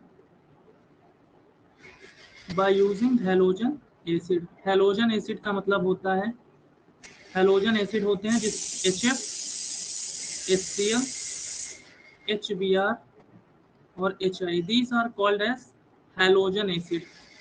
इस एसिड की मदद से हम एल्कोहल में ये एसिड डालेंगे और उसकी मदद से हम क्या बनाएंगे? Halo alkane. ठीक, देखिए कैसे। मान लीजिए कोई एल्कोहल है CH3 CH2 OH। बोलिए एल्कोहल है कि नहीं? इसको इतना बड़ा ना लिखना पड़े, इसलिए इसको हम कभी कभी शॉर्ट में R लिख देते हैं और इसे हम क्या लिख देते हैं? OH। ठीक, ये आपका क्या है? एल्कोहल। जिसमें OH ग्रुप होता है उसे एल्कोहल बोलते हैं। ठीक, इसमें हम या तो HF डाल दें, या तो HCl डाल दें, या तो HBr, या तो HI। इसको हम HX लिख दें, कोई दिक्कत। X की जगह फ्लोरीन भी हो सकता है, क्लोरीन भी हो सकता है, ब्रोमीन भी हो सकता है और आयोडीन। तो HX को हम लोग क्या बोल रहे हैं? Halogen acid. Halogen acid. ध्यान दीजिएगा, जब हैलोजन हम एसिड डालेंगे तो ध्यान से सुनिएगा, यहाँ का H और यहाँ का OH आपस में मिलके वाटर बना लेगा, H2O। क्या बना लेगा? H2O।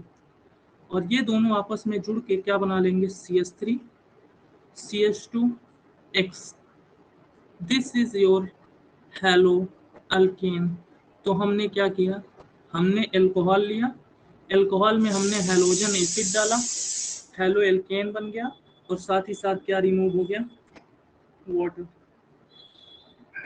अब हमें देखना है कि ये रिएक्शन हुई कैसे। और दूसरी बात, 2 पॉइंट देखना है हमें। 2 पॉइंट क्या देखना है? पहला, रिएक्शन तेज कब होगी? रिएक्शन की स्पीड सबसे ज्यादा कब होगी? और दूसरी बात देखनी है, पहला हमें क्या देखना है? स्पीड।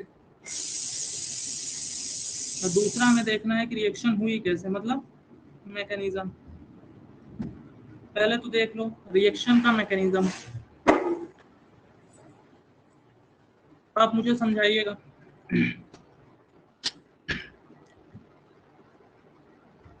मैं आपको कुछ सामने जो लिख रहा हूँ वो ध्यान से देखिए और बताइए।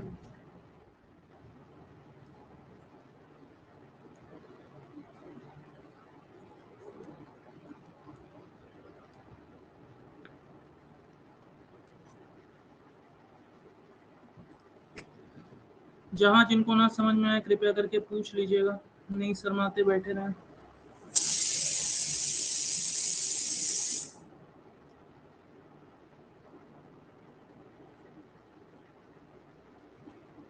रिएक्शन हो कैसे रही है हम वो देख रहे हैं, मैकेनिज्म देख रहे हैं। ठीक,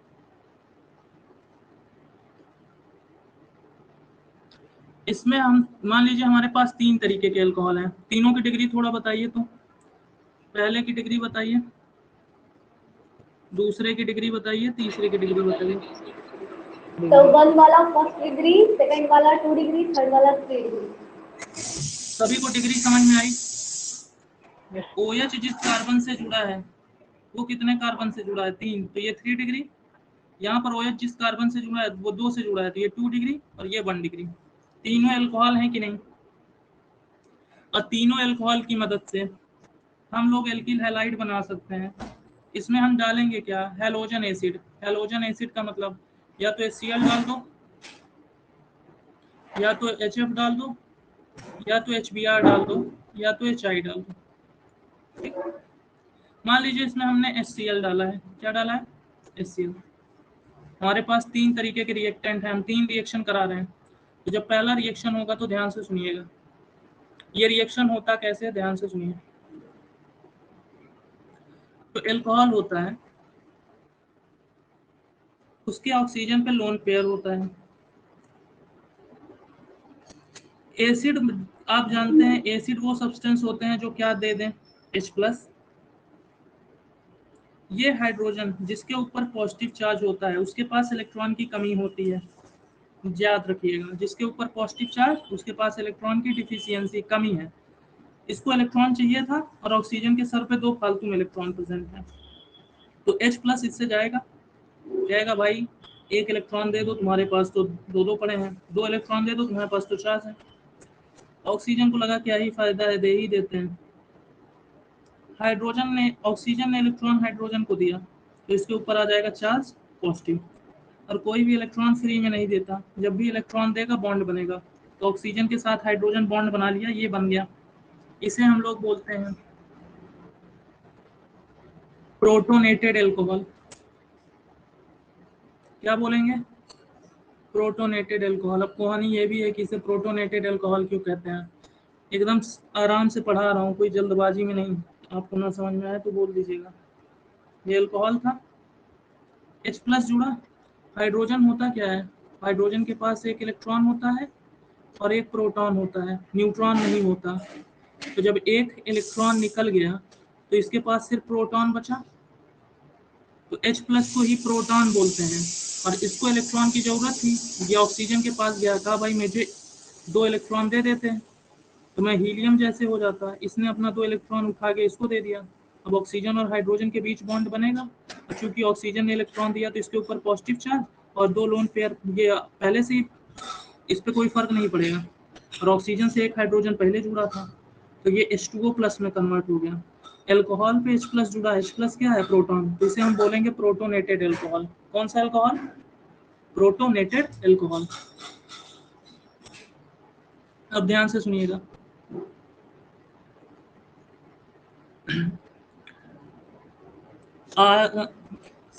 ऑक्सीजन ने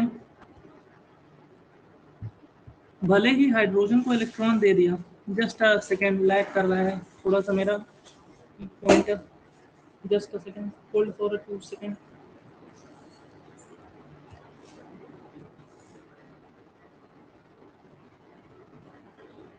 ऑक्सीजन एक इलेक्ट्रोनेगेटिव एटम है, अभी मैंने तुमको सिखाया फ्लोरीन, ऑक्सीजन, क्लोरीन और नेगेटिव। ऑक्सीजन इलेक्ट्रोनेगेटिव है, ऑक्सीजन इलेक्ट्रोनेगेटिव है, और इलेक्ट्रोनेगेटिव एटम अपने पे सिर्फ नेगेटिव चार्ज बर्दाश्त कर सकते हैं, पॉजिटिव चार्ज कभी भी बर्दाश्त नहीं करेंगे। या तो चार्ज ही ना हो, और चार्ज भी अगर हो तो सिर्फ नेगेटिव हो। ठीक, याद रखना, जो इलेक्ट्रो पॉजिटिव होते हैं वो अपने ऊपर पॉजिटिव चार्ज रखना चाहते हैं, और जो इलेक्ट्रोनेगेटिव है वो अपने ऊपर नेगेटिव चार्ज रखना चाहते हैं, या तो कोई चार्ज नहीं। ऑक्सीजन के ऊपर पॉजिटिव चार्ज आ गया, अब इसकी धड़कन बढ़ गई, अब इसको ये हटाना चाहेगा, और हट तब सकता है जब यहाँ पर जो 2 इलेक्ट्रॉन थे उसमें से ये अपना इलेक्ट्रॉन लेके भाग जाए। जब ये इलेक्ट्रॉन लेके भागा तो ये दोनों इलेक्ट्रॉन ऑक्सीजन लेके गया, इलेक्ट्रॉन देने वाला R था तो R पे आया पॉजिटिव चार्ज, और यहाँ पर नेगेटिव चार्ज। ऑक्सीजन पे पहले से पॉजिटिव चार्ज था, एक नेगेटिव चार्ज आएगा, पॉजिटिव नेगेटिव मिलके एक दूसरे को कैंसिल कर देंगे और ये 2 इलेक्ट्रॉन फिर से इसके ऊपर आ गया और ये H2 पानी के फॉर्म में निकल गया H2O और बना क्या, कार्बोकैटायन। कार्बोकैटायन फिर से समझा रहा हूँ, ध्यान से देखिएगा, फिर से समझा रहा हूँ, परेशान मत होइए। लैग कर रहा है कंप्यूटर।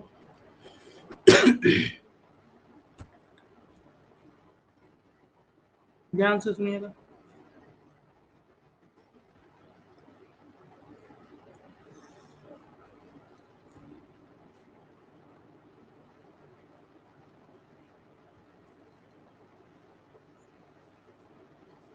कितने डिग्री का अल्कोहल बोलते चलिएगा? 1 डिग्री। 1 डिग्री। ध्यान से सुनिएगा, नहीं बाद में कहिएगा मत रिपीट तो मैं करूंगा नहीं।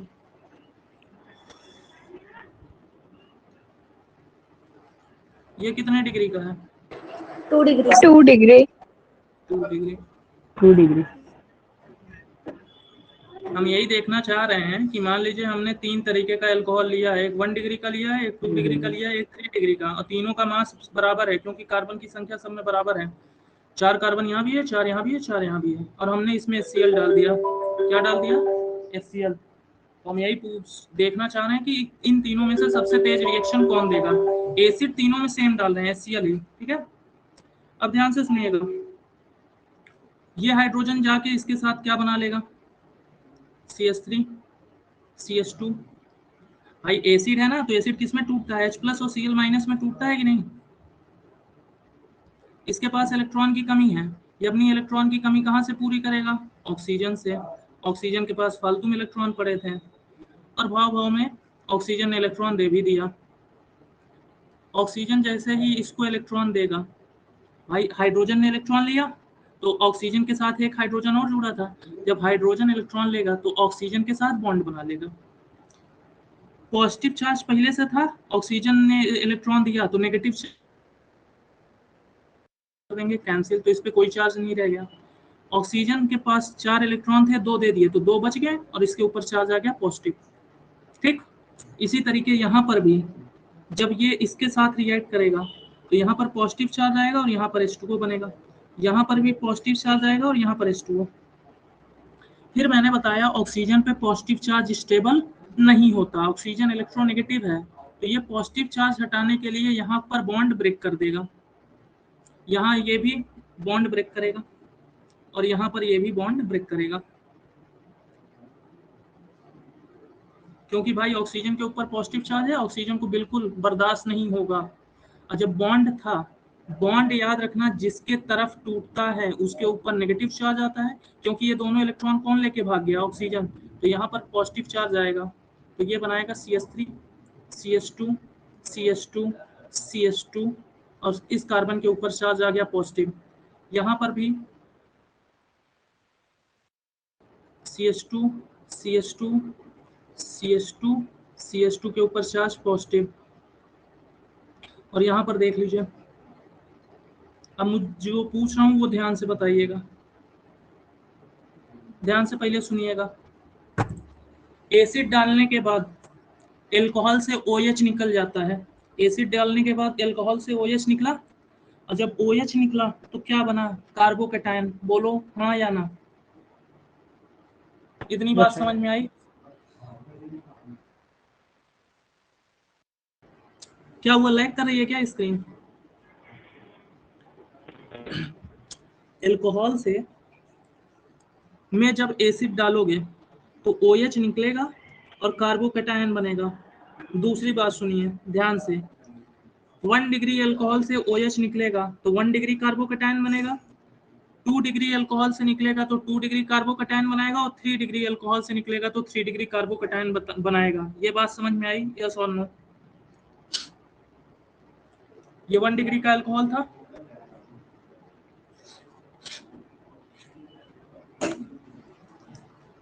ये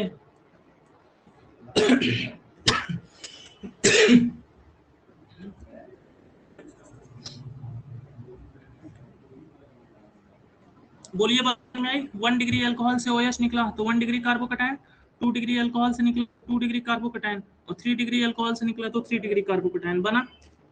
अब आप मुझे बताइएगा 3 डिग्री, 2 डिग्री, 1 डिग्री कार्बोकैटायन में सबसे ज्यादा स्टेबल कौन, सबसे ज्यादा स्टेबल होता है? 3 डिग्री, 3 के बाद 2 फिर 1। वेरी गुड, 2 डिग्री कार्बोकैटायन, उसके बाद 2 फिर 1। ये बात सबको पता है। सबसे ज्यादा स्टेबल 3 डिग्री कार्बोकैटायन, फिर 2 डिग्री, फिर 1 डिग्री। बाकी लोग रिप्लाई नहीं कर रहे हैं। वैसे क्लास में है कौन कौन? ठीक ठीक, चलिए आगे देखिए।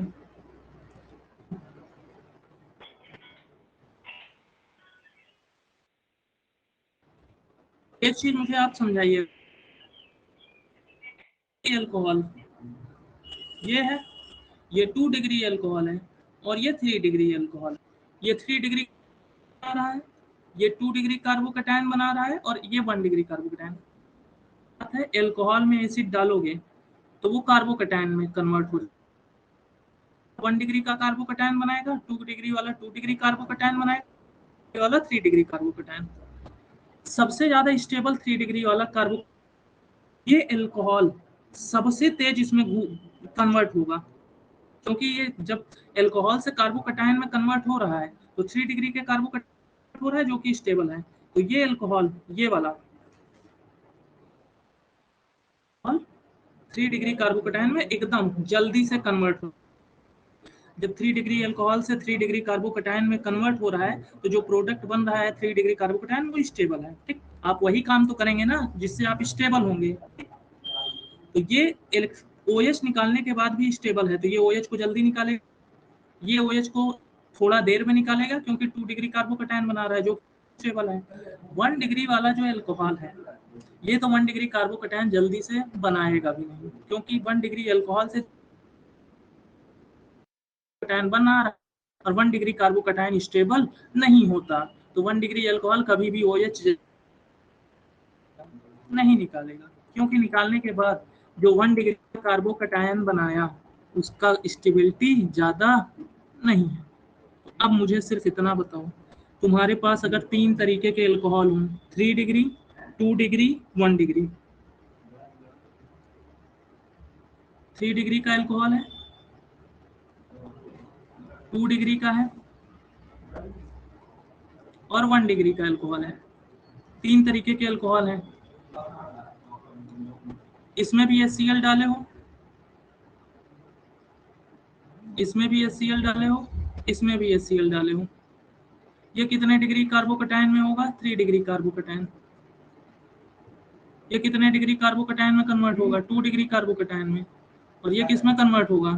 1 डिग्री कार्बोकैटायन में। ठीक, तो सबसे तेज 3 डिग्री अल्कोहल 3 डिग्री कार्बोकैटायन में कन्वर्ट होगा, फिर 2 डिग्री वाला, फिर 1 डिग्री वाला। क्योंकि 1 डिग्री कार्बोकैटायन स्टेबल नहीं है तो 1 डिग्री अल्कोहल कभी भी 1 डिग्री कार्बोकैटायन में जाएगा ही नहीं। 3 डिग्री अल्कोहल 3 डिग्री कार्बोकैटायन बना रहा है जो कि स्टेबल है, तो 3 डिग्री अल्कोहल तुरंत OH निकालेगा, कहेगा हटाओ कोई फायदा नहीं है। OH निकल भी जाएगा तो मुझे कोई फर्क नहीं पड़ता, मगर 1 डिग्री अल्कोहल OH निकाल देगा तो जो 1 डिग्री का कार्बोकैटायन बनेगा उससे उसकी बैंड बच जाएगी। ठीक, तो समझो, अगर 3 डिग्री अल्कोहल दिया है, 2 डिग्री अल्कोहल दिया है, 1 डिग्री अल्कोहल दिया है, तो सबसे तेज 3 डिग्री कार्बोकैटायन बनेगा, फिर 2 डिग्री, फिर 1 डिग्री का। अब ये जो 3 डिग्री कार्बोकैटायन बना, आपने HCl लिया था, H+ तो रिएक्ट करा तभी तो कार्बोकैटायन बना। अब Cl रिएक्ट करेगा और करके क्या बना देगा? Alkyl halide. 2 स्टेप में रिएक्शन हुई, रिएक्शन इंटरमीडिएट क्या बना? कार्बोकैटायन। बोलो, अब जिसका कार्बोकैटायन सबसे तेज बनेगा वो जल्दी से Cl रिएक्ट करके प्रोडक्ट बना लेगा, जिसका कार्बोकैटायन जल्दी नहीं बनेगा वो Cl से जल्दी रिएक्ट नहीं करेगा, प्रोडक्ट देर में बनाएगा। तो अब मुझे समझाओ, अगर आपके एग्जाम में क्वेश्चन आ जाए कि out of degree 2 degree and 3 degree is alcohol which will react fastest with halogen acid? 3 degree.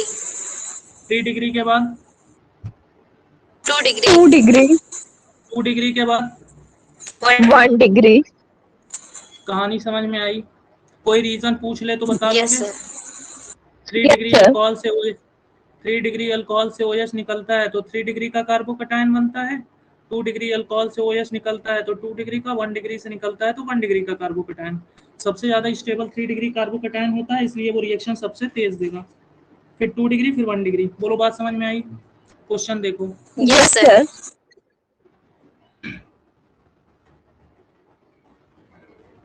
पैसा वसूल परफॉर्मेंस चल रही है ना क्लास में, ऐसा तो नहीं है कुछ चीज ना समझ में आ रही और आप नींद में बैठे हैं कि पता नहीं क्या पढ़ा रहे हैं।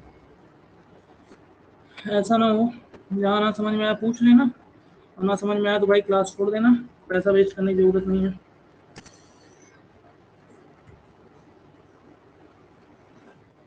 क्वेश्चन लिखिए। क्वेश्चन लिखिए, which of the following will react with which of the following will react with fastest speed? Which of the following will react with fastest speed with halogen acid HCl?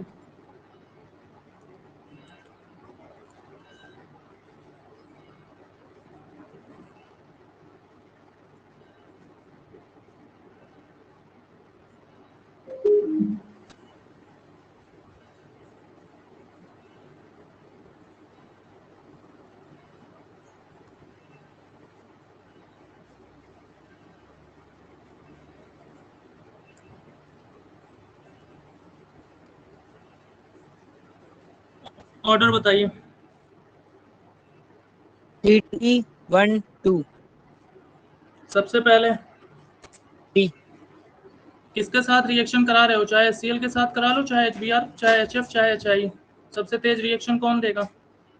3rd, 3।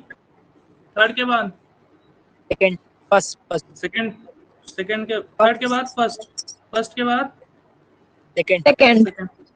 समझ में आया? Reason Yes, क्या sir. होगा?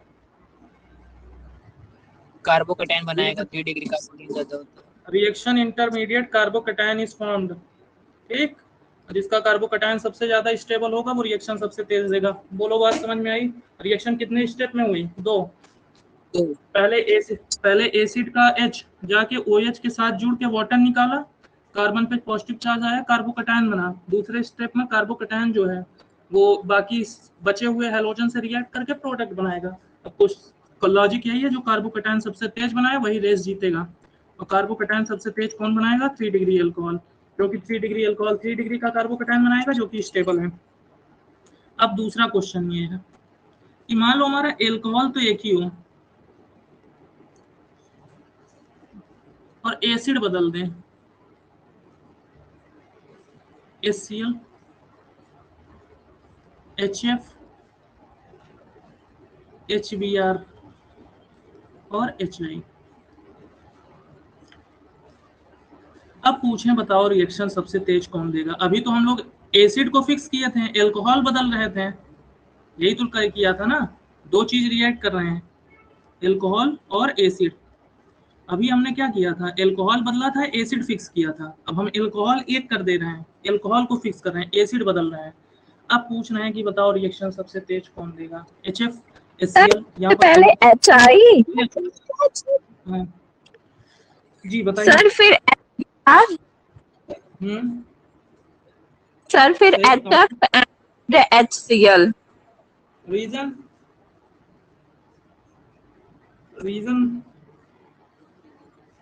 जो बताया वो तो बहुत सही बताया। चलिए मैं समझा रहा हूँ। चाहे जो एसिड ले लो, पहले स्टेप में कौन जाके कूदेगा? H+। बोलो इतनी बात समझ में आई कि नहीं? चाहे जो एसिड ले लो, पहले कौन जाके जंप मारेगा? सभी एसिड से क्या टूटेगा? H+ ही तो टूटेगा। वो H+ पहले अपना परफॉर्मेंस दिखाने के लिए अल्कोहल में कूद गया। ये प्रोटॉन है कि नहीं, और ये क्या है, एल्कोहल। हाइड्रोजन के पास इलेक्ट्रॉन की कमी है, ऑक्सीजन ने 2 इलेक्ट्रॉन दिए हैं। इनकी गरीबी देखिए, इनकी अमीरी देखिए, इनके पास 4 इलेक्ट्रॉन, इनके पास इलेक्ट्रॉन एक भी। भाई साहब को 2 इलेक्ट्रॉन की जरूरत थी, 2 मिल जाता तो हीलियम जैसे हो जाता है। क्या क्यों ना पूछ के देख लिए, पूछने में क्या जाता है। ऑक्सीजन निकाल लाओ, दे ही देते हैं। और जब इलेक्ट्रॉन देगा तो इसके साथ बॉन्ड बनाएगा। याद रखना, फ्री में कुछ नहीं होता। 2 इलेक्ट्रॉन ऑक्सीजन ने हाइड्रोजन को दिया तो कहा भाई ऐसे नहीं कि 2 इलेक्ट्रॉन दे देंगे तुम हीलियम बन के घूमोगे, मेरे साथ बॉन्ड बनाना पड़ेगा। आई बात समझ में, फ्री का नहीं दे रहे हैं। चूंकि इस ऑक्सीजन ने 2 इलेक्ट्रॉन दिया तो इसके ऊपर चार्ज आया पॉजिटिव, यहाँ पर इसने 2 इलेक्ट्रॉन ले लिए, नेगेटिव आया, पॉजिटिव नेगेटिव। अब ऑक्सीजन के ऊपर आ गया पॉजिटिव चार्ज, ये है इलेक्ट्रोनेगेटिव एटम। तो हो गया कि नहीं, ऑक्सीजन के ऊपर पॉजिटिव के इज्जत के खिलाफ काम हो गया। तो ये पॉजिटिव चार्ज को हटाएंगे कैसे, बगल वाले का इलेक्ट्रॉन चुरा के। जब इलेक्ट्रॉन चुराएंगे तो इनके ऊपर नेगेटिव चार्ज आएगा, नेगेटिव और पॉजिटिव मिलके क्या बना लेंगे, न्यूट्रल। तो पानी बन के निकल गया, और इस पे चार्ज आ गया पॉजिटिव, ये आपका बन गया CH3 CH2 पॉजिटिव। अब एक चीज ये बताओ, अब इलेक्ट्रॉन की कमी किसके ऊपर होगी, इस कार्बन के पास इलेक्ट्रॉन की कमी है कि नहीं, क्योंकि इसके ऊपर चार्ज क्या है, पॉजिटिव। बोलो हाँ या ना। Yes sir. जब वाटर निकल गया तो कार्बन के ऊपर पॉजिटिव चार्ज आ गया। अब जो इस अल्कोहल के निकलने के बाद जो कार्बोकैटायन बना, अब इस कार्बोकैटायन के ऊपर इलेक्ट्रॉन की कमी है। जो इसको इलेक्ट्रॉन सबसे तेज दे देगा वो उसी के साथ बॉन्ड बनाएगा। ठीक, तो H तो रिएक्ट हो चुका है, अब बचा chlorine minus, bromine minus, fluorine minus और आयोडीन माइनस। ठीक, अब इट इज जस्ट लाइक ये सिंगल है, इनको बिया करना है। ठीक, और इनके वर्ग 4 हैं, तो जो वरमाला पहले डालेगा शादी उसी से होगी। फ्लोरीन फ्लोरीन ब्रोमीन आयोडीन, चारों लोग के पास वरमाला तो है, मगर सबसे तेज, मतलब वरमाले का मतलब इलेक्ट्रॉन सभी के पास है। ये जो नेगेटिव चार्ज है इसका मतलब ये होता है कि 2 इलेक्ट्रॉन तो है, तो सभी के पास भाई 2 इलेक्ट्रॉन। अब क्वेश्चन है कि देगा कौन सबसे पहले। याद रखना, एटम की साइज जितनी ज्यादा बड़ी होती है वो इलेक्ट्रॉन उतना इजीली डोनेट कर सकता है। इसी को हम लोग बोलते हैं न्यूक्लियोफिलिसिटी। न्यूक्लियोफिलिसिटी न्यूक्लियोफिलिसिटी का मतलब होता है टेंडेंसी टू डोनेट इलेक्ट्रॉन।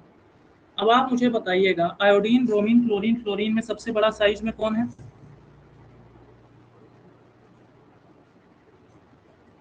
अभी आयोडीन। अभी बोली आयोडीन, उसके बाद फ्लोरीन, फिर आयोडीन के बाद ब्रोमीन, फिर क्लोरीन। क्लोरीन, फिर फ्लोरीन। समझ में आई कहानी। ये सिंगल है, इनको शादी करनी है, बॉन्ड बनाना है, मतलब इलेक्ट्रॉन की कमी है और इन लोगों के पास 2 इलेक्ट्रॉन है। अब क्वेश्चन ये उठता है कि जो सबसे पहले इलेक्ट्रॉन दे देगा रिएक्शन उसी के साथ सबसे तेज होगा। भाई सबसे बड़ा आयोडीन है और जिसका साइज सबसे बड़ा होता है वही इलेक्ट्रॉन सबसे तेज देता है। भाई देखो एटम बड़ा है तो उसके इलेक्ट्रॉन दूर दूर होंगे कि नहीं, जितना बड़ा एटम होगा उसके बाहर वाले इलेक्ट्रॉन उतने दूर, तो ये फोर्स ऑफ अट्रैक्शन कम लगा पाएगा। क्लोरीन का झंडू सा एटम है छोटा सा, उसके इलेक्ट्रॉन इतने पास है कि न्यूक्लियस उसको क्या कर सकता है, खींचे रहेगा, उसको जाने से रोकेगा। ठीक, इट इज जस्ट लाइक आपके घर में आपके 4 भाई हों तो आप चाहे जहाँ घूमें, आपके पेरेंट आप पे उतना कंट्रोल नहीं रखेंगे, बट आप अकेले हैं तो घर वाले ज़्यादा कंट्रोल रखेंगे। मतलब फ्लोरीन का साइज छोटा है तो ये 2 इलेक्ट्रॉन इजीली डोनेट नहीं कर सकता, और जो इलेक्ट्रॉन इजीली डोनेट कर सकता है उसकी न्यूक्लियोफिलिसिटी ज़्यादा होती है। तो आयोडीन की न्यूक्लियोफिलिसिटी ज़्यादा है, ये सबसे तेज इलेक्ट्रॉन देगा और बनाएगा CH3 CH2 आई। भाई 2 इलेक्ट्रॉन दिया तो इसके ऊपर चार्ज क्या आएगा, पॉजिटिव। इलेक्ट्रॉन दिया और पॉजिटिव नेगेटिव मिलके कैंसिल हो गए। इसने इलेक्ट्रॉन लिया तो इसके ऊपर नेगेटिव चार्ज आया, पॉजिटिव नेगेटिव मिलके कैंसिल हो गए, बन गया एल्किल आयोडाइड। अब क्वेश्चन सुनिएगा,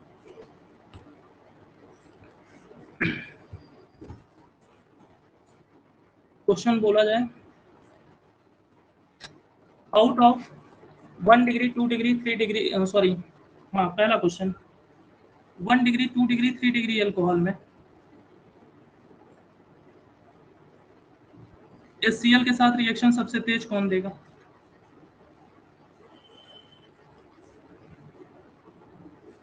थ्री डिग्री 3 के बाद 2 के बाद 1 1 degree.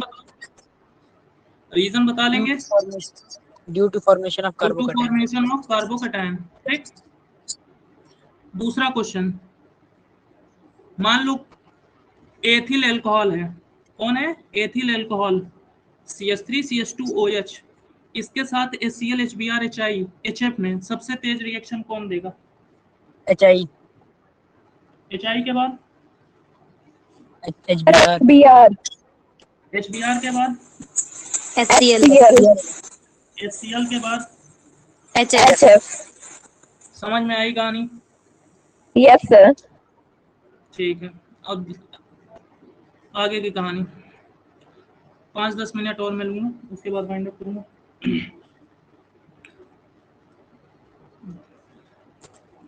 थोड़ा सा आप मुझे समझाइएगा, पहले रिएक्शन कितने स्टेप में हुई? 2 पहले स्टेप में क्या बना? कार्बोकैटायन, दूसरे स्टेप में कौन जुड़ा? इलेक्ट्रोनेगेटिव, न्यूक्लियोफिलिसिटी जिसकी।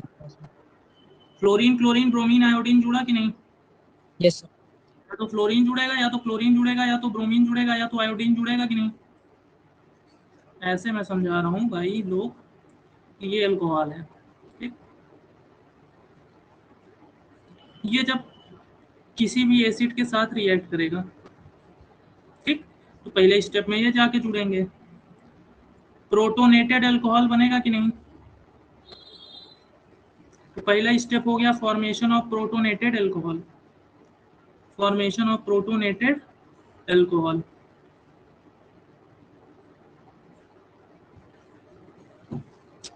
अब यहां से ये निकलेगा and it will form carbocation. अब दूसरे स्टेप में क्या होगा?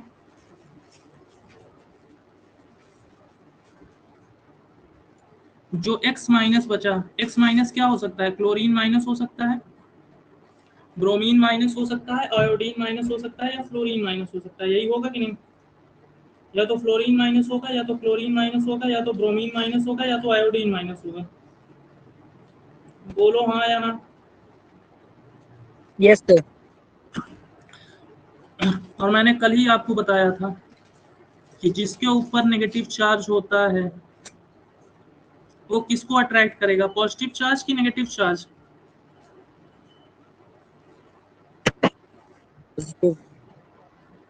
याद रखना, कोई भी एटम हो जिसके ऊपर या तो लोन पेयर हो, क्या हो? लोन पेयर, या तो नेगेटिव चार्ज हो, या तो लोन पेयर हो, या तो नेगेटिव चार्ज हो, वो दूसरे के, वो न्यूक्लियस की तरफ अट्रैक्ट होंगे। न्यूक्लियस में क्या होता है? प्रोटॉन, और प्रोटॉन पे क्या होता है? Positive charge.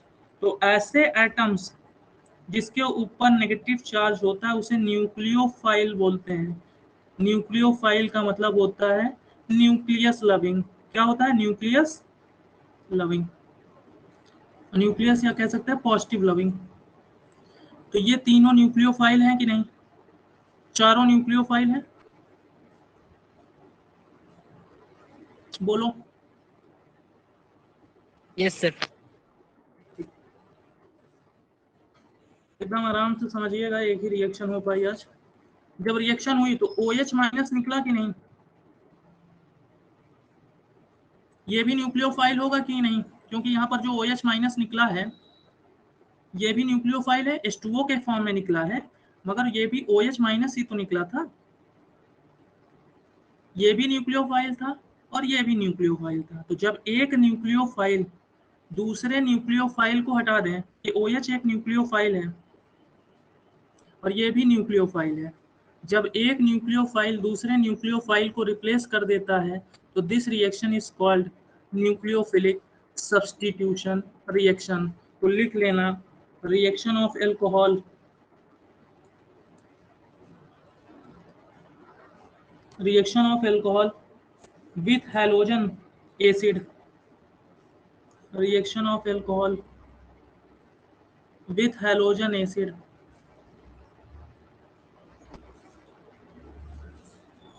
is example of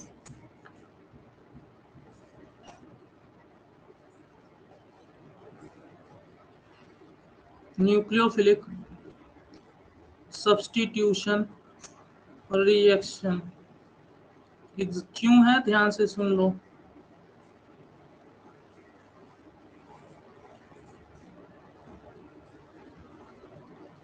ये एक न्यूक्लियोफाइल है, क्लोरीन भी हो सकता है, फ्लोरीन भी हो सकता है, ब्रोमीन भी हो सकता है, आयोडीन। याद रखना, जिसके ऊपर नेगेटिव चार्ज हो या लोन पेयर हो उसे न्यूक्लियोफाइल बोलते हैं। और ये OH माइनस भी न्यूक्लियोफाइल है। इस न्यूक्लियोफाइल को इस न्यूक्लियोफाइल ने सब्स्टिट्यूट कर दिया। सब्स्टिट्यूट का मतलब क्या होता है, हटाना। तो ये किसका एग्जाम्पल हो गया, न्यूक्लियोफिलिक सब्स्टिट्यूशन रिएक्शन। ठीक, ऑर्डर क्या रहेगा एल्कोहल का, 3 degree, greater than 2 degree, greater than 1 degree. Acid का पूछ ले तो HI will react faster than HF then HCl। यहाँ पर HBr भी डाल दीजिएगा, ये थोड़ा सा गलत हो गया। HI HBr HCl HF। बोलिए, ये बात समझ में आई?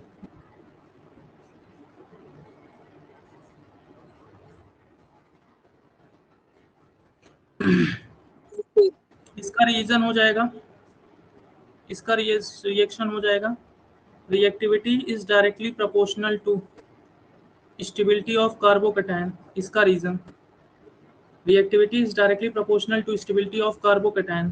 जो कार्बोकैटायन सबसे ज्यादा होगा उसका रिएक्शन सबसे तेज होगा। और यहाँ पर रीजन क्या हो जाएगा, nucleophilicity I minus greater than Br minus greater than Cl minus greater than fluorine minus. अगर ये बात समझ में आई हो तो बोलिए।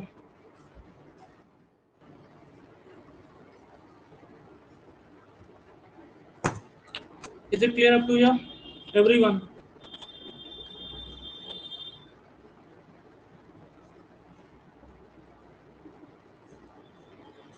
यहाँ तक समझ में आया? Yes sir. बाकी लोग हाँ या ना कुछ बोलेंगे? नहीं समझ में आया? विकास जी आज बोल नहीं रहे हैं, क्या हुआ? रिकॉर्डिंग पर डाल के सो रहे हैं क्या? मैं जायसवाल जी समझ में आया? प्रांजलि ओके, विवेक निकिता ठीक, नंदिनी ठीक, निकल यादव तो सब ग्रुप प्रोसेस क्या होता है बेटा? इसी रिएक्शन में आगे जब मैं बताऊंगा कि जब रिएक्शन HCl के साथ कराते हैं तो ग्रुप प्रोसेस बोलते हैं। सौम्या ओझा जी, जो आप पूछ रही हैं, जब रिएक्शन को हम लोग HCl के प्रेजेंस में कराते हैं ग्रुप रिएक्शन। आगे पढ़ाऊंगा ना, जब अभी इसी रिएक्शन में क्लोरो एल्केन बनाना सिखाऊंगा, क्लोरो ब्रोमीन ब्रोमो एल्केन और आयोडो एल्केन बनाना जब सिखाऊंगा तो आपको बताऊंगा कि जब अल्कोहल और HCl रिएक्ट करते हैं तो जो प्रोडक्ट बनता है उसे ग्रुप्स प्रोसेस बोलते हैं। That is called groups process. यहाँ तक समझ में आया बेटा? Yes sir. किसी को कुछ पूछना है?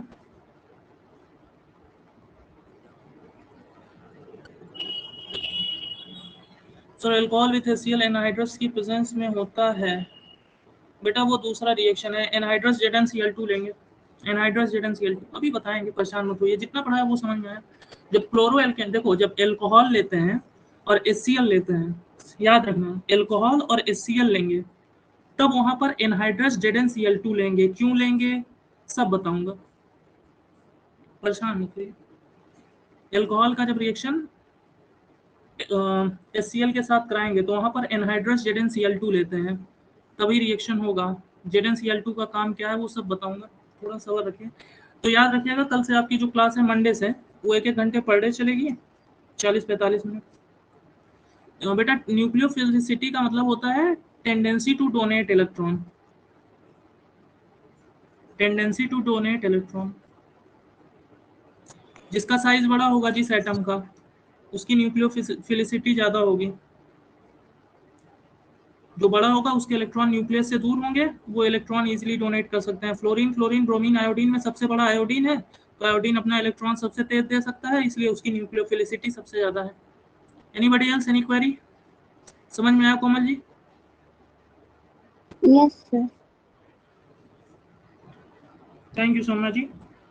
इसके आगे जब ब्रोमो एल्केन और आइडो एल्केन लेंगे, देखो बेटा रिएक्शन में इतना तेज इसलिए नहीं भगा रहा हूँ क्योंकि देखिए अभी आपने क्या पढ़ा, एल्कोहल से हेलो एल्केन बनाना, और इसी का अगर हम उल्टा कर दें, इसी का अगर जस्ट उल्टा कर दें, तो हम ये भी कह सकते हैं ना कि हेलो एल्केन में अगर पानी डाल दें तो दारू बन जाएगी। उल्टा देखिए, हेलो एल्केन में अगर पानी डाल देंगे तो दारू बनेगी, अल्कोहल बनेगा। ठीक, तो अगर हेलो एल्केन हेलो एरीन सही इससे तैयार है आपका, तो ये क्लियर हो जाएगा। प्रोटोनेटेड, श्रीवास्तव जी देख लीजिए, प्रोटोनेटेड अल्कोहल क्या है, ध्यान से देख लीजिए। तो हमने अभी आपको रिएक्शन समझाया, तो ध्यान से देखिए, जस्ट अ सेकेंड, वो मेरा पेन टैब थोड़ा सा स्लो काम कर रहा है, 1.5 घंटे में इसकी भी बैंड बज जाती है। जस्ट अ सेकेंड, हाँ ठीक है, पेज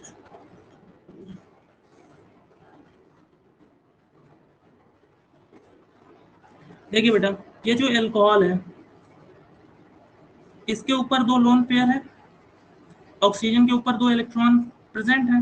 जब एसिड डालते हैं, आप सभी जानते हैं एसिड टूटता है H+ और X-। एसिड वो होते हैं जो H+ देते हैं। अब ध्यान से सुनिए, H क्या होता है, हाइड्रोजन के पास 1 इलेक्ट्रॉन और 1 प्रोटॉन होता है। Hydrogen has 1 electron and 1 proton. जब हाइड्रोजन 1 इलेक्ट्रॉन दे देता है तो H+ बनाता है। जब हाइड्रोजन ने 1 इलेक्ट्रॉन दे दिया तो H+ बनाएगा, और H+ का मतलब बचा क्या, सिर्फ और सिर्फ H+ का मतलब हो गया आपका प्रोटॉन। जस्ट अ सेकंड बेटा, 1 सेकंड रुकिए, wait for a second. This is your alcohol. चल जा भाई, क्यों परेशान कर रहा है। इसके पास इलेक्ट्रॉन की कमी है, जिसके ऊपर पॉजिटिव चार्ज होता है, याद रखना उसके पास इलेक्ट्रॉन की कमी है, और ये प्रोटॉन है। हाइड्रोजन के पास सिर्फ 1 इलेक्ट्रॉन होता है और सेंटर में 1 प्रोटॉन होता है। तो जब हाइड्रोजन इस इलेक्ट्रॉन को दे देगा तो H+ में कन्वर्ट होगा। अब इसके पास सिर्फ और सिर्फ 1 प्रोटॉन बचा है। इसको स्टेबल होने के लिए 2 इलेक्ट्रॉन चाहिए, क्योंकि अगर इसको 2 इलेक्ट्रॉन मिल जाए तो ये हीलियम जैसे हो जाएगा। ये 2 इलेक्ट्रॉन ऑक्सीजन से लेता है। जब ऑक्सीजन से ये इलेक्ट्रॉन मांगने जाएगा तो ऑक्सीजन अपना इलेक्ट्रॉन दे तो देगा, मगर इसको कहेगा भाई इलेक्ट्रॉन दे रहा हूँ मगर तुमको छोड़ के जाना नहीं है, तुम यहीं रहो।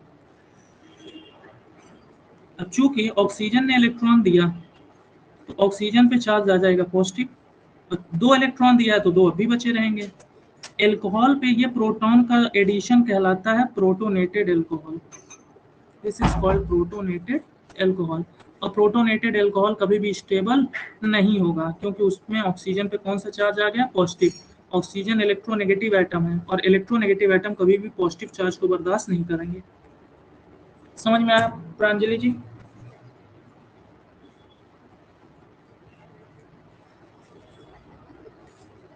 Okay, anyone any other query? Should I stop now?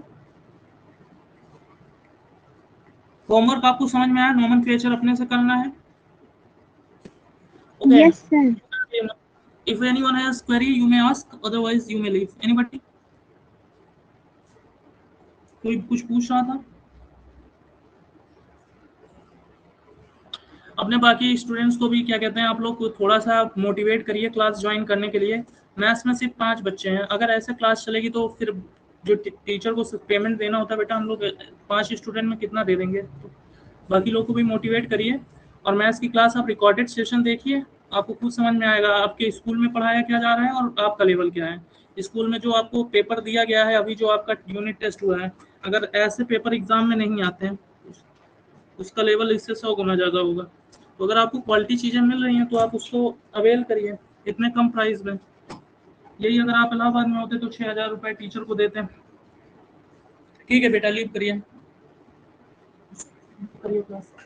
और बाकी आप अपने स्कूल में सभी बच्चों को इन्फॉर्म कर दीजिए जिनको कोचिंग की ज़रूरत हो, चाहे पीपीएस के हों, चाहे बीबीएस के हों, गुरुकुल के हों, कहीं के भी हों, जिनको क्लास वो कर लें।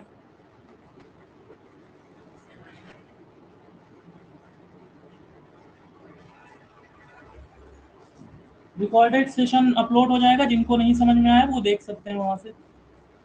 बाकी लोग लीव करिए बेटा।